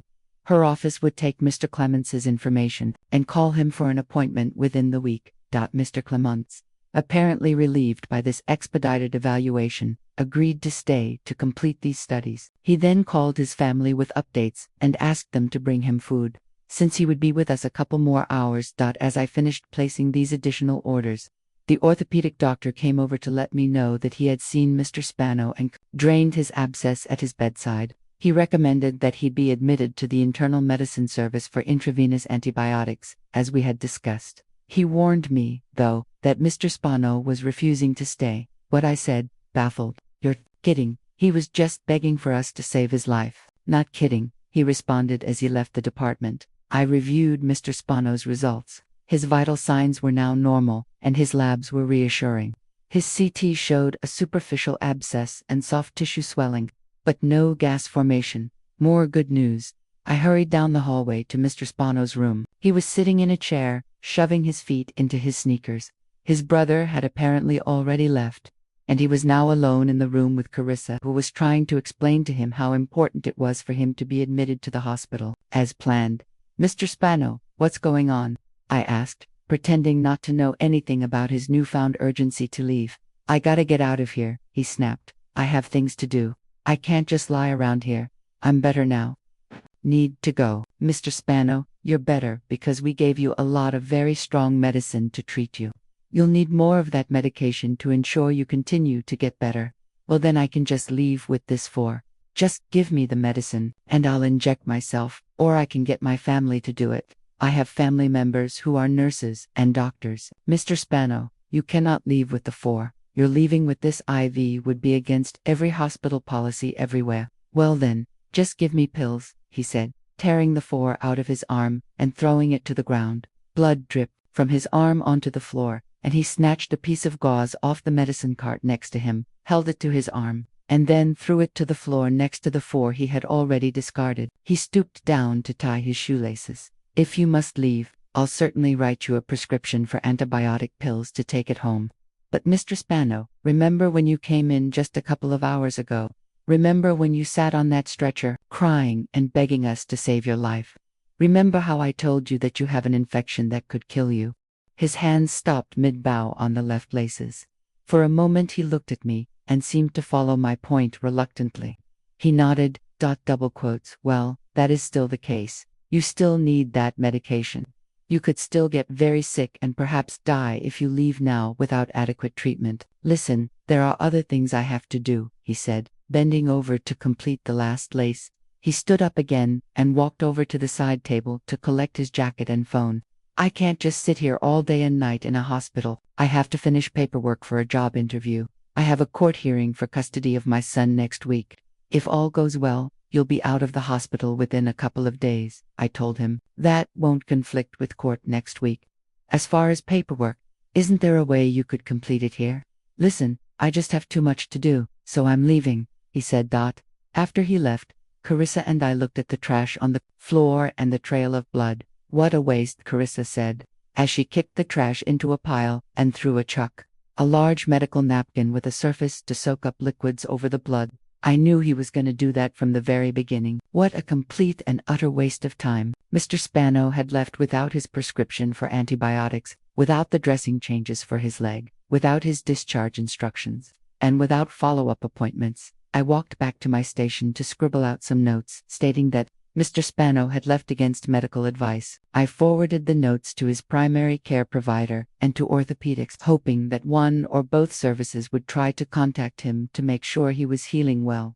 Within 90 minutes, a very patient Joshua Clements would also get to go home. Radiology called again, providing a reading of his chest CT that was much like the CT of his abdomen, nodules too numerous to count, while the normal range for prostate-specific antigen is around 4. His level was over 200. I called urology, who took his information for a walk-in appointment in 4 days, to discuss what was certain to be a widely metastatic prostate cancer. Called back the oncology service, who appreciated the follow-up and reported that someone would call Mr. Clements later that day to set up an appointment. Then I went back to his room to find him flanked by a 40-something couple. The man's face was almost identical to his. The spirit in the room was aloft with laughter. "Hello, everyone. I'm Dr. Harper. I'm back to give you the most recent results before you get on with your day. Dr. Harper, this is my son, Reed, and my daughter-in-law, Tracy," Mr. Clements announced, making his introductions. "Hello," I said, greeting each of them. "So, Mr. Clements, Joshua," he reminded me. "Oh yes, sorry, I keep doing that. Joshua, I have 2 more results for you. Your PSA level, the level for your prostate antigen, is super high. You probably remember talk of this from your last bout with prostate cancer." Yes, I do. "Also, the CT of your chest shows the same thing as your abdomen. Numerous nodules everywhere. The combination of all this information suggests that this is all coming from the prostate cancer we were discussing earlier.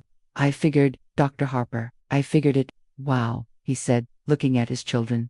"Wow, I feel fine." He placed his hands on his chest and took deep, ample breaths as his hands expanded with each inhalation and contracted with each exhalation. "They're all over my chest, but I'm breathing fine."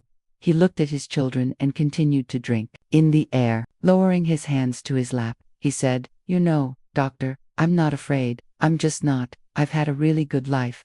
And then he laughed, joyous, relieved, contented laugh, His son looked at him, and then at me. You know, he's right. This old man has had quite a run, he said, chuckling. Now I have to run around behind him like I'm the dad. Ah, then, all is as it should be, I responded, joining them in laughter. Joshua continued. I eat clean. I live clean. After all this time, I can say I'm truly at peace with whatever is to be. I had cancer over 20 years ago, and they said I would die if I didn't let them irradiate my body or fill me up with chemicals. I didn't want that then, and I don't want it now. He placed one hand on his chest and one on his abdomen. So strange. I'm breathing fine. I'm feeling fine. I look fine, if I do say so myself. He laughed aloud again. But, no, I mean I just really feel fine, he said, looking down at the body beneath his hands. He inhaled for 2 counts and exhaled for 4. Looking down at his feet at the edge of the bed, switching his attention to me, he smiled and repeated, You know, I'm just not afraid. I'll go to those appointments, Dr. Harper, just so I know what exactly is going on. I won't do chemicals or radiation, but I'll get my diagnosis, then leave it be, and feel this good for as long as I can. His son and daughter-in-law looked at him, full of courageous love. In that moment, there was no doubt in my mind that this was the most peaceful room in the hospital, perhaps in all of Philadelphia. I wanted to stand there longer just to be with his presence.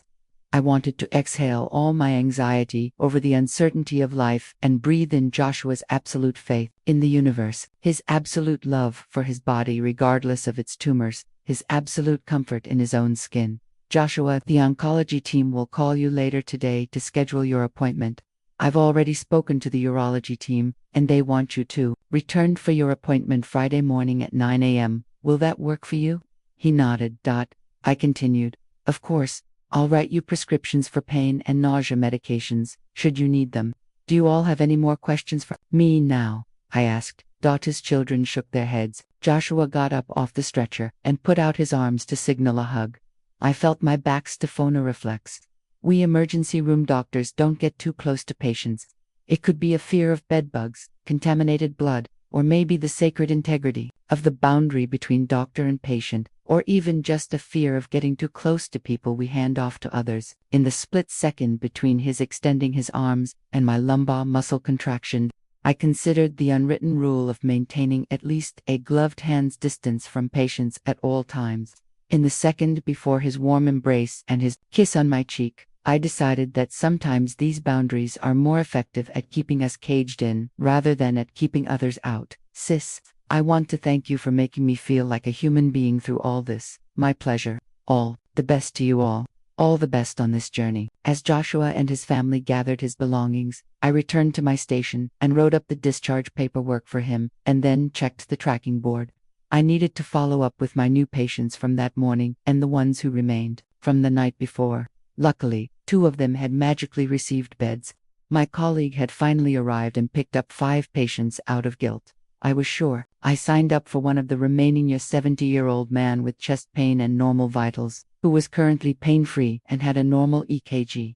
I put in all the typical orders, which would save time and buy me a solid 40 minutes to catch up on the work from earlier. It was a good time to make a quick coffee run. I needed some form of caffeine to be able to do my work, but I needed the glimmer of sun and fresh air. The 10-minute walk to Wawa would provide even more. Later that evening, at home, I poured myself a glass of Keats du Rain and settled in to eat dinner, a healthy comfort meal I deserved. I was glad that I had treated myself to flowers 2 days before. Right then, there was nothing in the world better than sunflowers, peonies, and roses as the backdrop to my meal.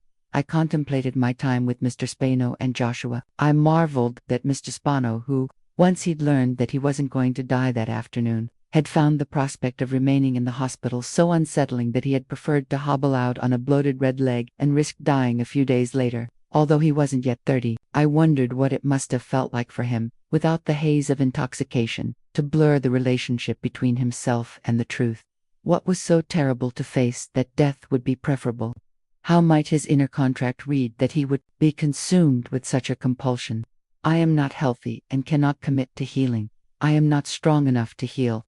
I am fearful, so I must run. I am not worth fighting for. I am not worth healing for.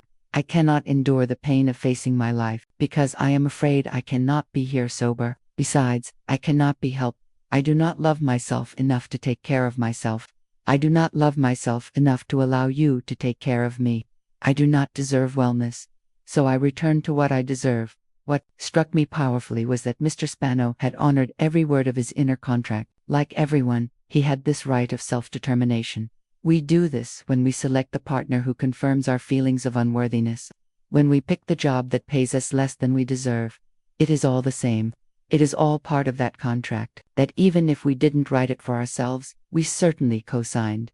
I wondered, too, about my contract with myself. I wondered why the behavior of this self-hating man would rock me for even a second. I thought about how I needed to love myself enough to allow others to fulfill their contracts with themselves, be it Mr. Spano, my ex-husband, my father, my mother Colin, the hospital administrators, or anyone else. Mr. Spano's contract demanded that he act in ways that were dismissive of my attempts to help him.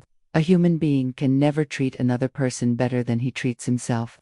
So, if he says things that are disrespectful, this is his contract. His contract has nothing to do with mine, unless I allow it to, unless I uncover a clause, in minuscule print on page 5, a clause that I overlooked, that stipulates my need to be validated by the Mr. Spanos of the world in order to feel okay about myself.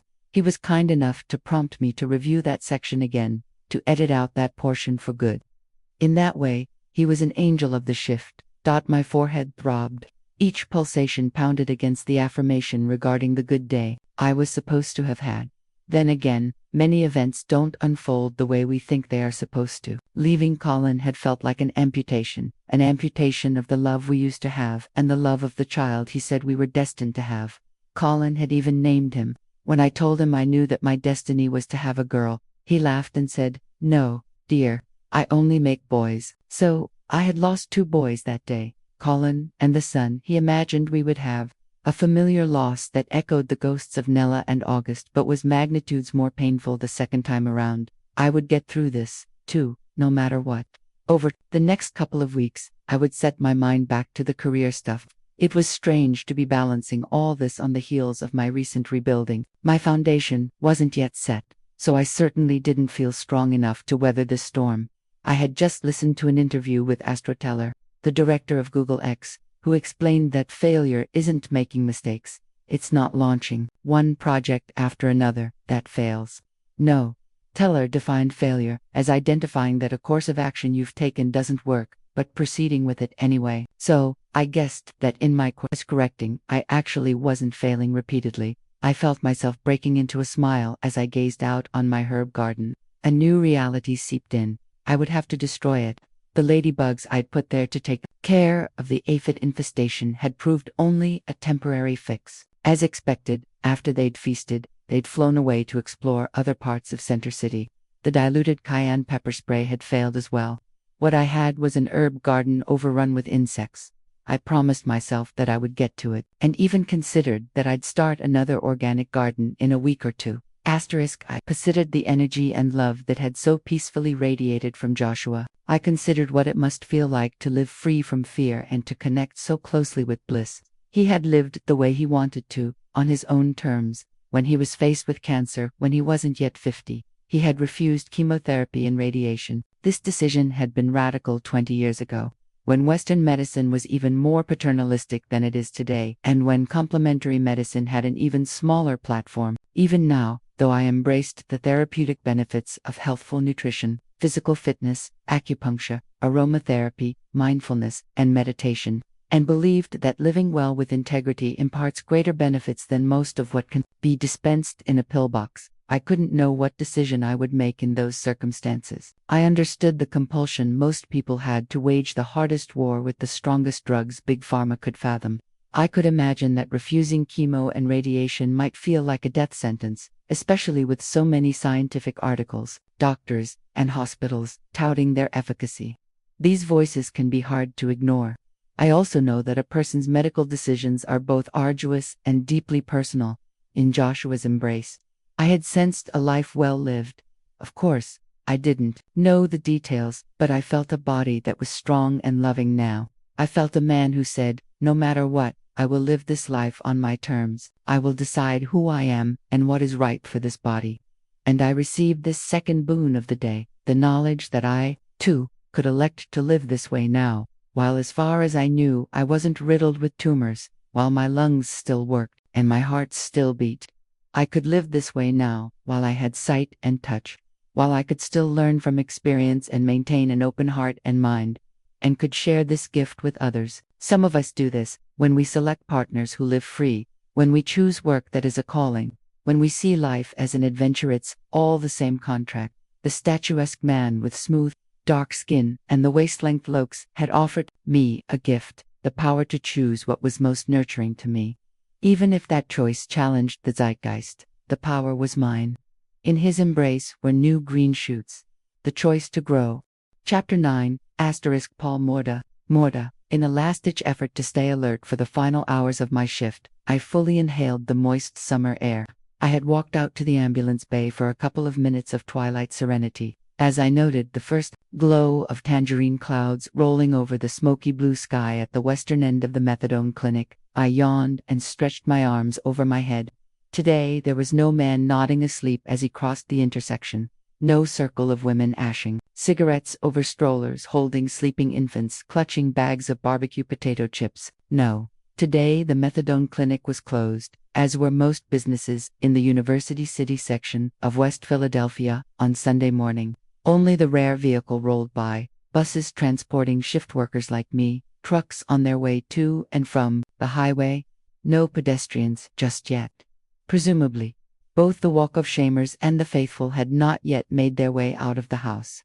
After I reveled in a few more moments of tranquility, I took the long way back to the ER, walking out through the ambulance driveway and then making my way to the front entrance. I had told the nurses where I was, but I always felt guilty stepping even 3 feet away from the ER for more than a few minutes. Walking through the VAS automatic front doors, I saw not a soul except my favorite police officer, Charles, making his rounds throughout the year, without notice or apparent precipitating event. Charles delivered trays of turkey sandwiches with cranberry sauce to the ER. But the reason he was my favorite was because when he saw me, he always smiled, as if he were being reunited with a long-lost friend. Now I returned Charles's wave with a grin, indicating that I remembered our story. To dot with gratitude, I saw that the department was still sleepy. Near 5:30 a.m., I settled in to enjoy uninterrupted time to clear out the inboxes of 2 old email accounts, vestiges of times past. I had kept them open so I could use them for store mailings, utility bills, my student loan automatic payment reminder, and other notices I wanted to see only sporadically. I deleted the emails 20 at a time. Every once in a while, I stumbled upon something interesting. Martha Stewart's tips on the perfect summer sandwich, an email from the Oprah site on the 20 questions to ask yourself before getting married, the latest edition of Shambhala Sun, a bi-monthly magazine that explores Buddhist topics. I clicked on one of the links in Shambhala Sun, no big deal, on Metta and Forgiveness, by Heidi Bourne. It discussed one woman's journey toward forgiveness, as she explored loving-kindness MEPI for her abusive father during a MEPI practice retreat. Through exercises, she had touched the depths of pain that were buried in the pit of her belly. She faced the nausea and released the tears and simply let go. The article concluded with a phone call to her father, after an estrangement of more than a decade, which led to the following realization. The experience was like talking to someone from my very distant past. He was still him, I was still me, and that was it. No big deal. And yet, it was everything. Another confirmation of the synchronicity of life. That week, I had received a letter from my father through the VA mail at work. Not surprisingly, the letter had languished in a bin with other mail for the emergency department for more than 6 months before it was finally delivered to my medical director's office. My boss handed me a stack of mail consisting of a couple of thank you notes, Christmas cards from patients, one of the VA magazines, a job recruitment letter, and one other item, a letter with my address handwritten. Even after a decade of no communication or correspondence, even through the fog of disbelief, I recognized the handwriting immediately. I managed to mute my shock and took the mail with me back to the ER. After recycling the magazine and recruitment letter, I smiled at the patient's notes, trying to recall the faces of the veterans behind the season's greetings, but it was impossible. Then, for the rest of the shift, I contemplated what to do with the remaining piece of mail. I couldn't read it at work. and risk losing focus. As far as I was concerned, I had forgiven my father years ago and could coast through the rest of my life, father-free. It was a kind of forgiveness that happened when I wasn't paying attention, on some date and time that had passed in peaceful anonymity. Given that he was the one who had abandoned me, who had walked out of my life without giving the explanation, I already knew. I had no regrets about the one-sidedness of the forgiveness. In his absence, forgiveness felt easy. It's always easier to maintain a positive vibration away from negativity than in its presence. For the same reason that it's easier to be kind on the yoga mat than while stuck in traffic. He was gone. I was free. I had dealt with it honestly. I had done the right thing. I had forgiven him. I was content that I had moved on now, that he had returned to my life.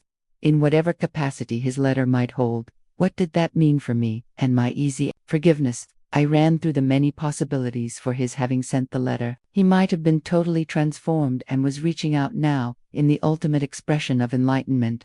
I decided quickly that that was definitely not the case. If that was true, he would have done more than passively sending a letter via hospital mail, which roughly approximates the delivery rate of a balloon telegraph. He was a physician himself, so he had to know that maybe he was slowly dying, and as his last vestiges of vitality ebbed, he had had an unshakable awakening and was reaching out so he could finally convey his remorse. Nah. More likely yes, definitely. The case the letter was a half-inflated test balloon released into the sky, merely a wisp of an effort to see if I might be willing to do the work to ameliorate his feelings about his life. That's how he had always operated, and I had never observed in him anything indicating that he would ever change his way of being in the world. But the last thing I had time to do right now was someone else's emotional, psychological, and spiritual work, especially since I had already learned that it was impossible anyway. I crammed the envelope into the bottom of my bag and returned to my own duties. The letter was still in my bag, unread, when Nurse Bill knocked on the entrance to the doctor's section of the ER. I'd just put in a guy with a cut on his hand. Mr. Williams. He's a little nutty. Hopefully you can just get him in and out fast. How'd it happen? I asked. He said he doesn't know. He's odd. He was out, and it happened on something or other. He said he cleaned it up before coming in. Looks simple. I irrigated it and put the laceration cart at the bedside. Want an X-ray? Since I don't know the mechanism of injury, we'd better get one to screen for foreign body or bony injury. Please give a yell when he's back. Okay, I'll walk him up now. Lorraine will take over when he's back from X-ray. Coolio, thanks. After reading a couple more articles in Shambhala Sun, I was notified that Mr. Williams was back from radiology. As I approached the room, I saw a young man pacing. He was talking to himself, at times, attempting to muffle shouts as he alternated between wringing his hands and slapping his forehead with his fist. I scanned the room. No one else was with him. Nurse Lorraine was sitting in the nurse's station writing up her notes. When she saw me, she said, "We got a live one, Doc. In and out, please. His wound is ready." I pulled up the X-ray on my screen and was happy to see it was normal, bones intact with good alignment, no foreign body, and only minimal swelling in the palmar region, which was, presumably, where I'd see the laceration. With the hope that this would be a quick suture and discharge, I approached the patient's room. I tapped at the room's entrance. "Hello, Mr. Williams." He looked up at me, blurting, Hi, hello, ma'am, doctor, hello, doctor, ma'am." He glanced away and continued to pace. Maintaining my position in the doorway, I said, "Mr. Williams, why don't you have a seat on the stretcher here while we chat?" He was clean-shaven with olive skin and large hazel eyes and other features that would have made him look like a native in most parts of the world. His straight brown hair was neatly cut, but disheveled at his forehead. A blood streak on his half-untucked Oxford shirt was only barely perceptible against the dark background of the navy blue cotton material. He lowered his head. "Yes, ma'am." He sat down, flopped his body back on the bed, and began repeatedly crossing and uncrossing his legs. I approached the right side of the stretcher, leaving both the door and the curtain to the room open. When interviewing patients, my practice is to provide them with whatever privacy I can, but in this case, I felt it more prudent to interview Mr. Williams in full view of the rest of the department. Doctors gain this instinct with practice. Sometimes we misread, but often we do not. Mr. Williams's chatter stopped, but he kept crossing and uncrossing his legs. Every once in a while, his entire body would jump as if he had been startled, and his eyes would dart back and forth as he squealed. I interrupted his dialogue with himself. Mr. Williams, I'm Dr. Harper. I don't think I said that when I first came in. I hear you have a cut on your hand. Just so you know, I looked at your x-ray and it looks normal, which is good news. What happened? His movements stopped for a moment. I cut my hand a little while ago. My friend cleaned it off for me. She brought me here, he said, flinging his right hand toward my face. How did it happen? I don't know. I don't know. I was out with my friend, and it happened fast. I don't know, but she cleaned it. He began to rock and rub the back of his hand. She cleaned it. She cleaned it. She cleaned it and wrapped it up, he replied as he jumped. Oh, he exclaimed, then covered his mouth with his left hand. Are you sure you don't remember anything about how this happened? I just asked because most people remember at least something. He looked at me but said nothing. His eyes were glassy pools of erratic terror. Well, do you recall if your injuries involved a knife or a gun? Because these are potentially reportable injuries. I always made sure to ask this when the cause of injury was unclear. No, it was fast. I don't know. We were out. No, my friend, she told me. She brought me here. She cleaned it. He suddenly yelled, oh, and then jerked his head to the side as his legs began to quiver. He ran his left hand over his head and down his neck before placing it on his chest and curling it into a fist, which he then raised to his mouth in what appeared to be horror. No, it's okay, he muttered, into his chest. Well, can you feel and move your fingers? Yes, he responded, holding his hand in front of his face, moving each finger in wide, slow, undulating movements, before plopping his hand back on the table, palm up, with a thud that made both of us jump. Mr. Williams, are you okay? His attention darted back to me. Yes, I'm okay, he said as he curled and uncurled his fingers into a fist, which he brushed over his mumbling lips. Mr. Williams, what's going on? I asked gently. They're following me, he exclaimed, covering his mouth. Again, he looked from side to side and then down at his chest as he began to whimper, incomprehensibly. Who is following you? They are. You can ask my sister. She called. I can call her. But she bothers me. But we can call her. I don't know. The evaluation was becoming more complicated. My priority now had to be to address the laceration quickly so we could move on to the more pressing concerns. Now, Mr. Williams, the cuts on your hand are a little deep, so I recommend I put in some stitches to close them up. Okay, doctor, have you had stitches before? He shook his head. As I set up the instruments on the bedside table, I explained the procedure. He lay back on the stretcher like a rod. It was anyone's guess what he heard between me and the voices in his head. Now, Mr. Williams, we will begin. Again, the numbing medicine will burn at first, and then your hand will feel numb. It's very important that you stay very, very still. You can say whatever you want. Just don't move, okay? Ready? His left hand was balled up into a fist. He chewed on his thumb as he mumbled, yes, and then squeezed his eyes shut tight. You'll feel a pinch now. He lay there stiffly as I pierced his palm several times to deposit the anesthesia. All done with that part. He sighed and glanced down at the V-shaped cut at the fleshy part of his palm, near the base of his thumb, which now oozed a red mixture of blood and lidocaine. Testing the area to make sure it was properly anesthetized, I inquired if he felt any pain. He indicated that he did not. As I placed the lidocaine and needle aside, he gasped again, and then looked away. I loaded the suture on my needle driver, before looking up to inform him that I was about to begin. But before I could, his entire body jumped, the instruments slid to the side of the tray, and the bottle of lidocaine toppled to its side and then clanked against the raised edge of the table. He looked to the far corner of the room and yelled, "Stop it!" to whatever ghosts were there. Mr. Williams, are you with me?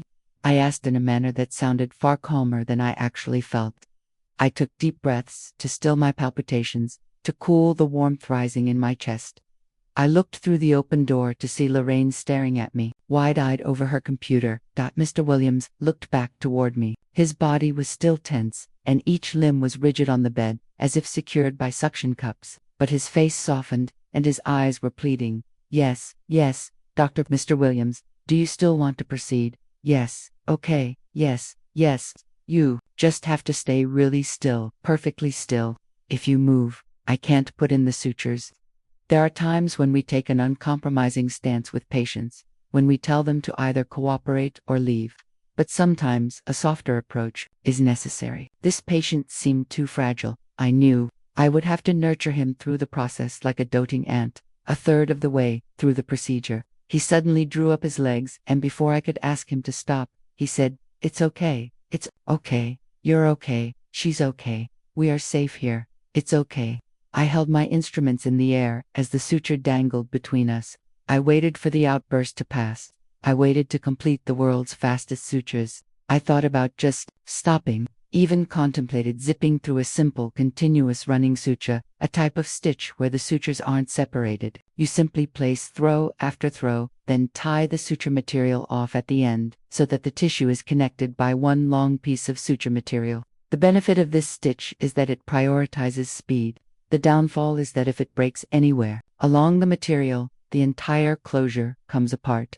But finally reminded myself that this was his hand and I should do the sutures for the most effective wound healing, so that he would have the best chance of retaining its function. But the key was still to finish fast. He shifted his gaze to the needle driver and forceps, and then to the black nylon thread pulled taut. He then looked over to the scissors and other sharp instruments to my right. His eyes parked there, and I lowered my hands to rest my instruments on the tray. I laid the suture down so it wouldn't injure him, and left the untied suture in place of the most recent stitch. I felt myself drawing my tray of sharps closer to me. He exhaled and appeared to settle again, reminding himself aloud that he was okay, I was okay, and he was safe. Within moments, I completed the fastest sutures I had ever thrown. "All done," I announced as I collected the instruments. I undraped his hand and asked him to wait where he was, so the nurse could clean and dress the stitched-up wound. He lay on the stretcher, clasping and unclasping his hands, exclaiming, "No," and then slapping himself on the thighs and forehead. I reminded him not to do anything to hurt his already injured hand. This was not going to be a quick treat. Sure, now that I'd stitched him up, I could have given him his papers and sent him on his way. This sort of thing happens all the time. We ignore the inconvenient problem because it doesn't have a rapidly accessible answer. As a physician, I cannot fix intimate partner violence, homelessness, addiction, or their brethren in one ER encounter. I can help, but I can't fix them, so it can feel easier to focus instead on what I can fix. The laceration I can suture shut. Asking the other questions opens a Pandora's box. Heaven forbid, a patient said, "Yes, my boyfriend stabbed me, and he hits me all the time." Then I'd have to offer comforting words, followed by a call to social services, and we all know that social work involvement can prolong a patient's visit by several hours. But what's even worse is when I ask the question, and the patient declines assistance. Their doing so shouldn't feel like a personal affront, but for an instant, it can. Of course, if a patient declines help, that has nothing to do with me personally. Clearly, I'll go home to my life and not be beaten just the same. Perhaps what bothers me most is the raw realization that I care more deeply for the welfare of another human being than he cares for himself, and that human being will leave my care to suffer more needless violence, even though I had no idea what had happened to Mr. Williams. I could see that this man was seriously ill. There was the problem of his injury, yes, but there was also a more penetrating problem of his psyche. "Mr. Williams, you seem very upset, very anxious." Yes. "I think it could be a good idea for you to speak with the psychiatrist. He could help you feel less anxious. What do you think?" Yes, he can help. Absolutely. Would you also like some medicine to calm down?" He bobbed his head in compliance. "All right, why don't we have you change into a gown, and we'll check some labs just to make sure everything is okay." "Okay, Dr. He was fragile, but compliant." I walked over to Lorraine, relieved to be safely out of his room. "Doc." Lorraine looked up at me. "Good to go, Doc." I pulled my chair over to her, and looked back to the room to make sure Mr. Williams was out of earshot. He was pacing again, resuming the argument with himself, one that, sadly, he appeared to be losing. I leaned in close to Lorraine. "I cannot discharge this man. He is truly not stable.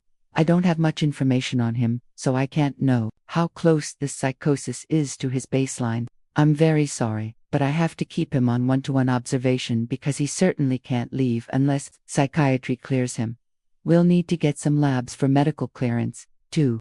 Let's have him get changed, the way we do with all psychiatric patients. Amazingly, he has agreed to everything. He's very redirectable and cooperative. Asterisk as I passed the triage area on my way to the psychiatric department, the triage nurse, Steve, called out to me, "Dr. Harper, can you come here a minute?" "Yup, are there more people out there to be seen?" "Not exactly," he replied, with coffee in hand. I leaned on the desk next to him, waiting for his update. But mostly, I was stealing a lovely opportunity to quietly sip coffee in a department still filled with Sunday morning calm. "There are some detectives out here waiting to talk with you." "City police? About what?" "Something about a murder. Apparently, that last patient." "You mean the only patient in the department?" "Yeah, the patient is a suspect in a murder that happened in Old City this morning." "What the?" I set my coffee down and took a seat next to Steve. "Okay, wait a second. What happened?" "I don't know all the details, but the cops were saying an old woman was stabbed in Old City outside her church, and they got a tip that led them to Mr. Williams, so they followed him here." "How long have the cops been here?" I looked out and saw 3 middle-aged men in suits, sitting in a semicircle. One was leaning forward with a notepad in hand, joking with the other 2, who were seated casually as if in reclining chairs. "I dunno, maybe 30 minutes or so, but they've been on the case since the tip." I thought back to how I had been in the room with Mr. Williams alone. I recalled him mumbling to himself and staring at the sharp instruments as I repaired his hand. I remembered the exact moment my gut told me that he and I were both unsafe there. And then the moment my instinct told me I could and must deliver us from that danger quickly. At that same moment, unbeknownst to either of us, the police were just outside, waiting for us both. "So, you mean we were all back there with this guy, who had probably just murdered someone, while the cops sat outside in the waiting room joking? I was actually in the room alone, suturing him, and none of those cops thought it a good idea to alert the staff, or maybe even come back to the department to make sure we were safe." Steve frowned. "Yeah, that's a good point, Doc," he said. "Guess not." I picked up my mug and headed toward the waiting room. As I approached the offices, all 3 stood up, each one of them at least 6 feet tall. "Doc, you're taking care of Mr. Paul Williams?" one of the detectives asked. I nodded. Apparently, as they explained, my patient had been witnessed attacking an elderly woman, and the police were in the process of obtaining a warrant for his arrest. "Is he good for us to take to the station?" "Well, he's okay medically. I just had to stitch him up, and in that respect he's fine, but he is banana nuts. I mean nuts and berries, not okay." "Is that a medical term, Doc?" one of the white detectives asked, throwing his head back in laughter. "Yes, it's one of our new terms. But in all seriousness, I've just ordered him some medication to help calm him down. In my opinion, he is truly psychotic. I'm having the psychiatrist see him." "Come on, Doc, don't you think he's just faking?" "Pretty convenient to be mentally ill all of a sudden," the black detective said with a smirk. I smiled because I knew that the acute onset of an assortment of medical symptoms when a person is arrested or doesn't want to report to work on a nice day are all epidemics that present to the ER. Yeah, I have to tell you, I've seen a lot of people malingering or, as you say, faking. I've seen a lot of mentally ill people, too. Either he's ill or he's an Academy Award-winning actor, and an actor he is not. "Sorry." The detectives shuffled around. They seemed disappointed. I told them that I was still waiting for lab results, and more critically, the psychiatrist would need to see the patient before any decision could be made. "We think it's best if some of our guys stay in the department," one of the detectives said. "We spoke to the VA police, but they don't have the staff to leave a couple of their guys here the whole time." "Okay, if we set up here for a while, of course. I think it's safer, too. Right now, he's fine. He was redirectable all along, and should be medicated now. He's honestly more cooperative than many, perhaps even more than the majority, of the sane patients I've treated," I said, smiling. "Okay, Doc, we got you." It was nice to hear. It was the type of collegial collaboration I was used to, with the police in the ER back in my South Bronx days. I turned to Steve and called through the triage window. "Please show the detectives back. They're gonna hang out for a while. Introduce them. Make them comfortable," I said. The psychiatrist on call was not in the psychiatric ER, but undoubtedly sleeping in the on-call room. I asked the psych nurse to page him to the main ER, and then walked back to the department to update the staff. I turned to Lorraine.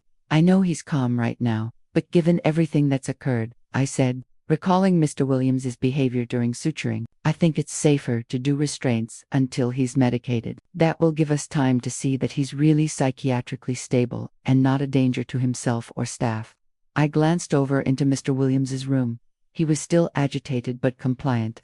I saw that Mr. Carey was just being wheeled back to the room next to his. Mr. Carey was a frequent flyer at the ER, someone who was once known to drive himself there weekly. When he arrived, he'd saunter through the waiting room and then stroll up to triage. The moment he thought he was within view, his pain would mysteriously intensify, to the point where he'd be doubled over, instantly unable to walk. He would begin shaking violently and scream in pain.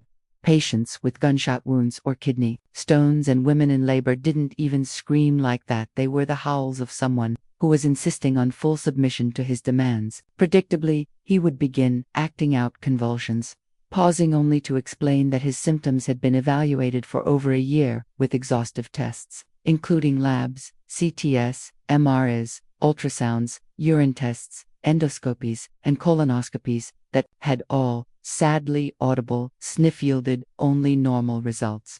He would then go on to explain that, thankfully, his incapacitating pain was singularly responsive to a couple of rounds of intravenous diluted.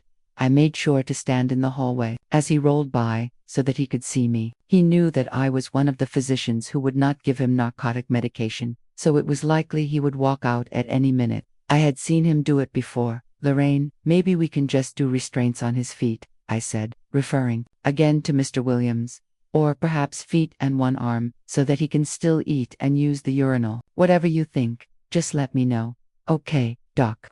I wrapped my arms tighter around myself, shivering in my fleece, trying to keep the dry, chill air of the department at bay. Mr. Carey was on my left, Mr. Williams on my right. To my left, a medically well man with no diagnoses in his medical record except for nonspecific abdominal pain and mild reflux. His room was a theater of unparalleled noise. To my right, a psychotic man in mental distress. Nurses Lorraine and Bill were both with a calm Mr. Williams to administer medications and place restraints. I saw Lorraine speaking to him, presumably explaining what was about to happen. He slowly extended his left leg for her to affix it to the stretcher. Then the right leg he granted to Bill, who tied it to the bed. Next, he extended his left arm so it could be secured. Lorraine placed a urinal within reach on his right side. Mr. Williams kept his arm perfectly still as Bill started an IV to administer the sedative Ativan and draw blood. Lorraine removed 2 pills from a cup and raised them to Mr. Williams's mouth. Mr. Williams lifted his chin and parted his lips to receive the meds. I stood outside Mr. Carey's door. "Mr. Carey, abdominal pain again." He shrieked something with a discernible yes in the middle.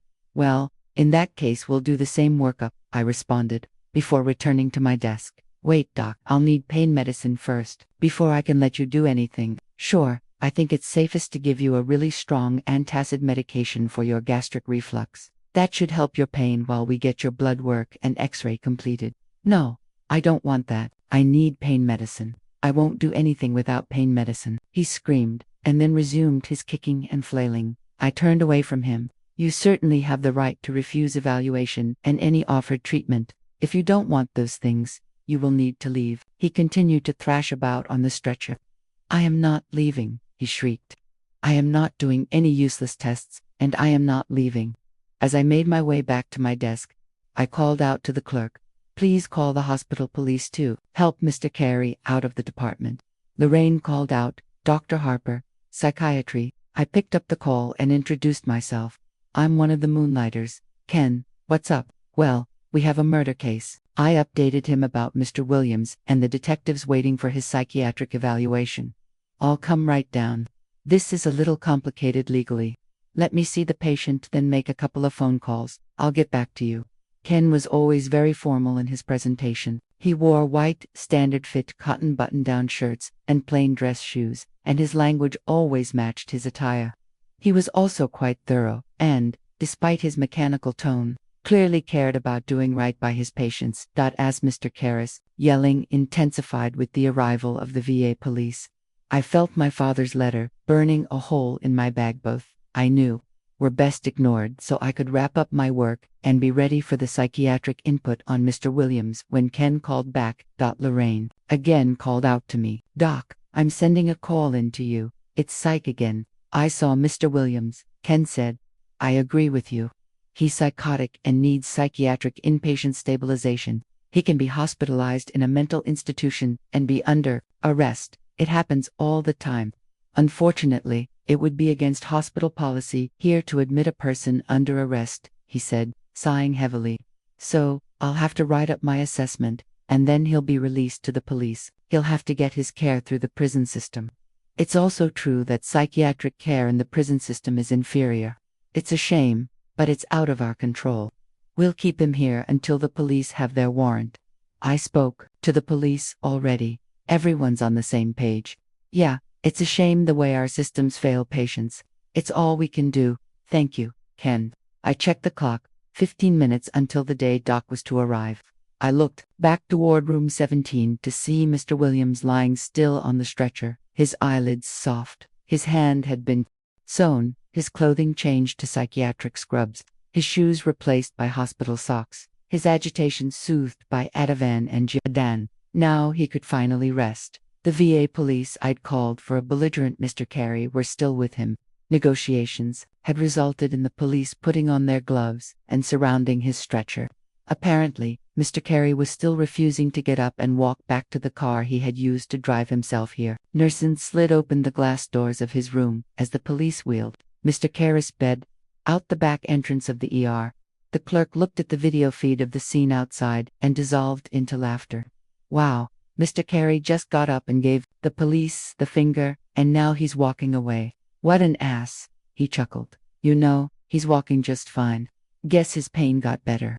I packed up my things, wondering how Mr. Williams's story would be told days later in the news, weeks later in court. Would the prosecutor conjure a story of a savage, cold-blooded killer? The "if it bleeds, it leads" mentality gives a distorted sense of reality. Mr. Williams was no more ferocious than the kids who pretend to look tough on Instagram, or the commercial artist from the burbs who raps about the hard life in the hood that he never had. But this sensationalism sells images that, while disconnected from the truth, can have very real consequences. I thought about how such portrayals separated us from our human inclination to empathize and forgive. What had happened was horrific, on every level. But news reports, in cases like these, often circumvent the root issues. Instead, they typically skim the surface to sell fear, to stoke animosity. It was tragic that Mr. Williams had attacked that woman. Sad that her heart had stopped when her lung collapsed around it. Sad that she was murdered by a stranger when all she had wanted to do was go to church. It was also sad that this tormented man was caught between this reality and the world of his mind. I couldn't know what had brought him to that point.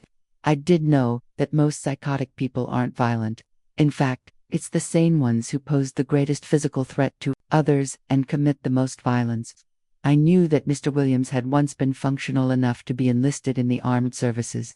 Then something had happened. Perhaps he had a genetic predisposition that timed a latent schizophrenic break, but this is rare. Usually, there is trauma that triggers a psychic separation, and usually this trauma is layered onto prior unresolved traumas to tip the balance to an altered state. As the spirit struggles for protection, it can become frozen, can splinter, shatter, quiver inside, not knowing how to heal. I could only imagine the trauma caused to the woman's family, as well as to the larger community, by her murder. Her killing was as heartrending as it was unjust. It was also true that Mr. Williams's suffering was so great that he had experienced a break. Of course, as is the case in adulthood, his trauma is his own responsibility. His actions are his to bear. But the trauma of every veteran and, more broadly, every person, is also ours. I couldn't say for sure, but most likely Mr. Williams, as in the case of the many veterans whose mugshots we see on the news, or who sleep invisibly under bridges, had been broken by the combat he waged in our name. So, his trauma was ours. To our trauma, our pain, our responsibility. Just more evidence of the interconnectedness of all beings. The arrival of the day team signaled the end of my shift. On my way to the parking lot, I searched my phone for the song Rosebush Inside. This would be a fitting soundtrack for my trip home. The guitar strummed as I pulled out of the hospital lot. The day before, I had listened to a podcast on NPR about Maurice Bickham in 1958 to local police in Louisiana who were reportedly also Ku Klux Klansmen, made good on their promise to exact revenge for an argument in a bar, and came to Bickham's home in the middle of the night, armed with guns. In this attempted murder, one shot Mr. Bickham in the stomach. In self-defense, Mr. Bickham returned fire, striking and killing both men. An all-white Louisiana jury sentenced Mr. Bickham to death in 1996. After he'd spent 37.5 years in prison, the governor commuted his sentence, and at the age of 78, he was released. While incarcerated, Mr. Bickham had made it his mission to be of service. He became a minister and a mentor to other inmates. He also found refuge in a rose garden. Of his cherished roses, he said to an interviewer who visited him in prison before his release, "I want to introduce you to the beautiful rosebud. This one here is my favorite. I named it after my wife Ernestine, a beautiful pink rose. And some way or another, I keep it trimmed and uniform looking, too. I call it my beauty. I know it sounds funny, but these are my company keepers. I enjoy these bushes. See, if it wasn't for these bushes, I wouldn't have nothing to do. So, these bushes have come to be close, very close to me." After his release, Mr. Bickham said he bore no anger toward anyone. Instead, he practiced gratitude for his many blessings. I imagine it was so that the society that had robbed him of his physical autonomy could not also steal his peace of mind. For the rest of his life, he continued to hold the system accountable through his work advocating against the death penalty. To me, he was someone who learned to live without bitterness and who savored every ray of freedom. In this way, he harbored unconditional love that few ever choose to achieve. I pulled into the parking lot and began the walk across the street to my condo. Like the lull of the night shift, the quiet time of being home was rife with things to contemplate. Forgiveness had freed Maurice Bickham when his body was enslaved. While suturing up Mr. Williams, I had allowed myself to be guided by a deep forgiveness for his erratic behavior, which might have escalated to danger, and this had likely saved my life. Then, of course, the fact he hadn't harmed me may have saved his life. It's the same calculation we make when we physically take down an agitated patient in the ER. There are risks and benefits to both the action and the inaction. So, the critical question before either is chosen is whether action is truly necessary. So, too, the calculation taken regarding when and how we expose our military men and women to danger. We have taken too many liberties with their health. They are put in too many situations that should have never occurred in the first place. When danger is unavoidable, they deserve to be well supported during and then after the trauma they experience. We failed Mr. Williams the way we failed Ms. Honor. In the same way Vicky found healing in forgiveness, we as a nation need to do so as well. We need to acknowledge our errors openly, earn the forgiveness for the failures, and, most important, do better from that place of loving kindness. Forgiveness condones nothing, but it does cast off the chains of anger, judgment, resentment, denial, and pain that choke growth. In this way, it allows for life, for freedom. So that's what's at stake when it comes to forgiveness, freedom. With this freedom we can feel better, be better, and choose better next time. Now that everything I had known had fallen away, I knew I would have to sit in this space of transition. Despite the end of relationships with my ex-husband and then ex-partner, followed by the end of what I thought the practice of medicine was and would be, I had decided to stay in Philadelphia. For the time being, I had put down roots here. I had achieved my goal of becoming a doctor. I had been married and then divorced because I had grown up. I had purchased a condo in Center City, which I had filled with paintings from contemporary artists for inspiration, and with incense, candles, chants, and totems of alms for balance. And I had feasted on pure love. I had never needed Colin. Real love never needs. Part of pure love is knowing when to stay, when to yield, when to hunker down, and, ultimately, whether it's after an hour, a decade, or the duration of this brief life, when to go. I was in a new phase, one in which I realized that simply continuing to accomplish more of those goals that the mainstream world deemed important in my career, in my personal life, would only lead to the desire for more and more to feed an insatiable hunger. This, too, would require forgiveness. As I entered my apartment, I recalled the letter from my father, still lying at the bottom of my bag. I was calm now. For the first time in my life, I was dedicated to self-care in an unrepentant way.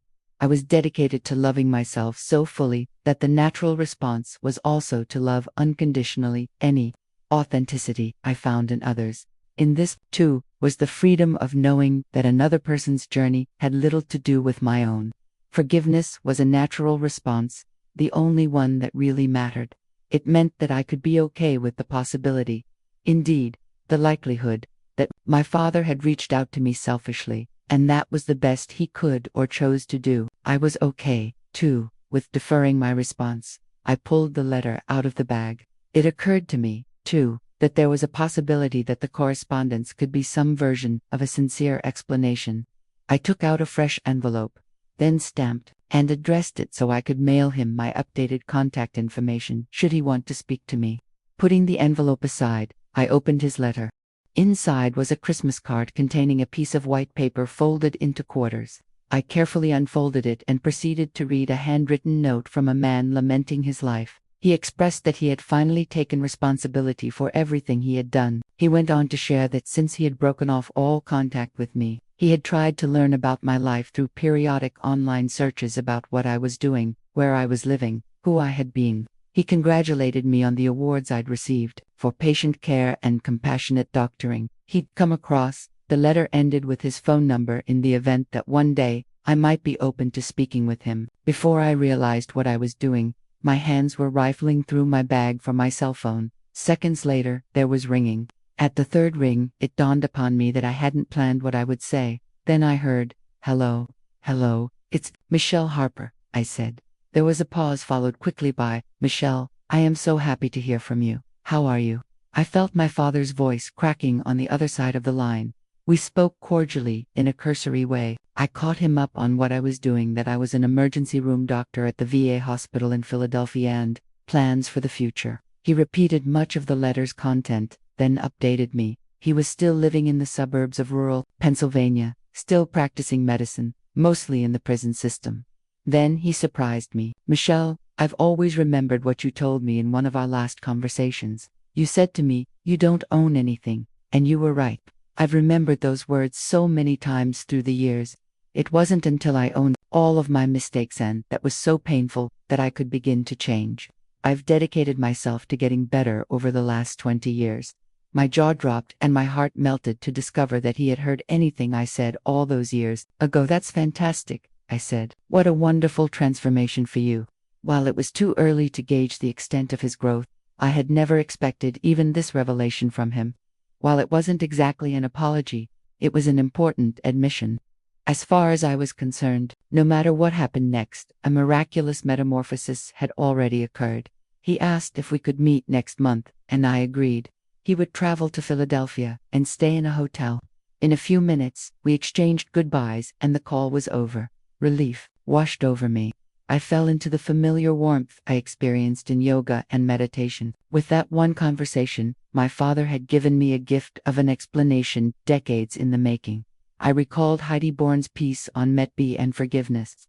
Yes, I was still me, but I had evolved over the years. Perhaps he was still himself, but maybe different, too. I realized in the moment that whether he had or hadn't changed mattered far less to me than the fact that I truly had forgiven him. I condoned nothing about the way he had lived. My appreciation of the exchange was in no way contingent on the fantasy that he was entirely or even partially reformed. Nor had our conversation meant he was welcome back in my life.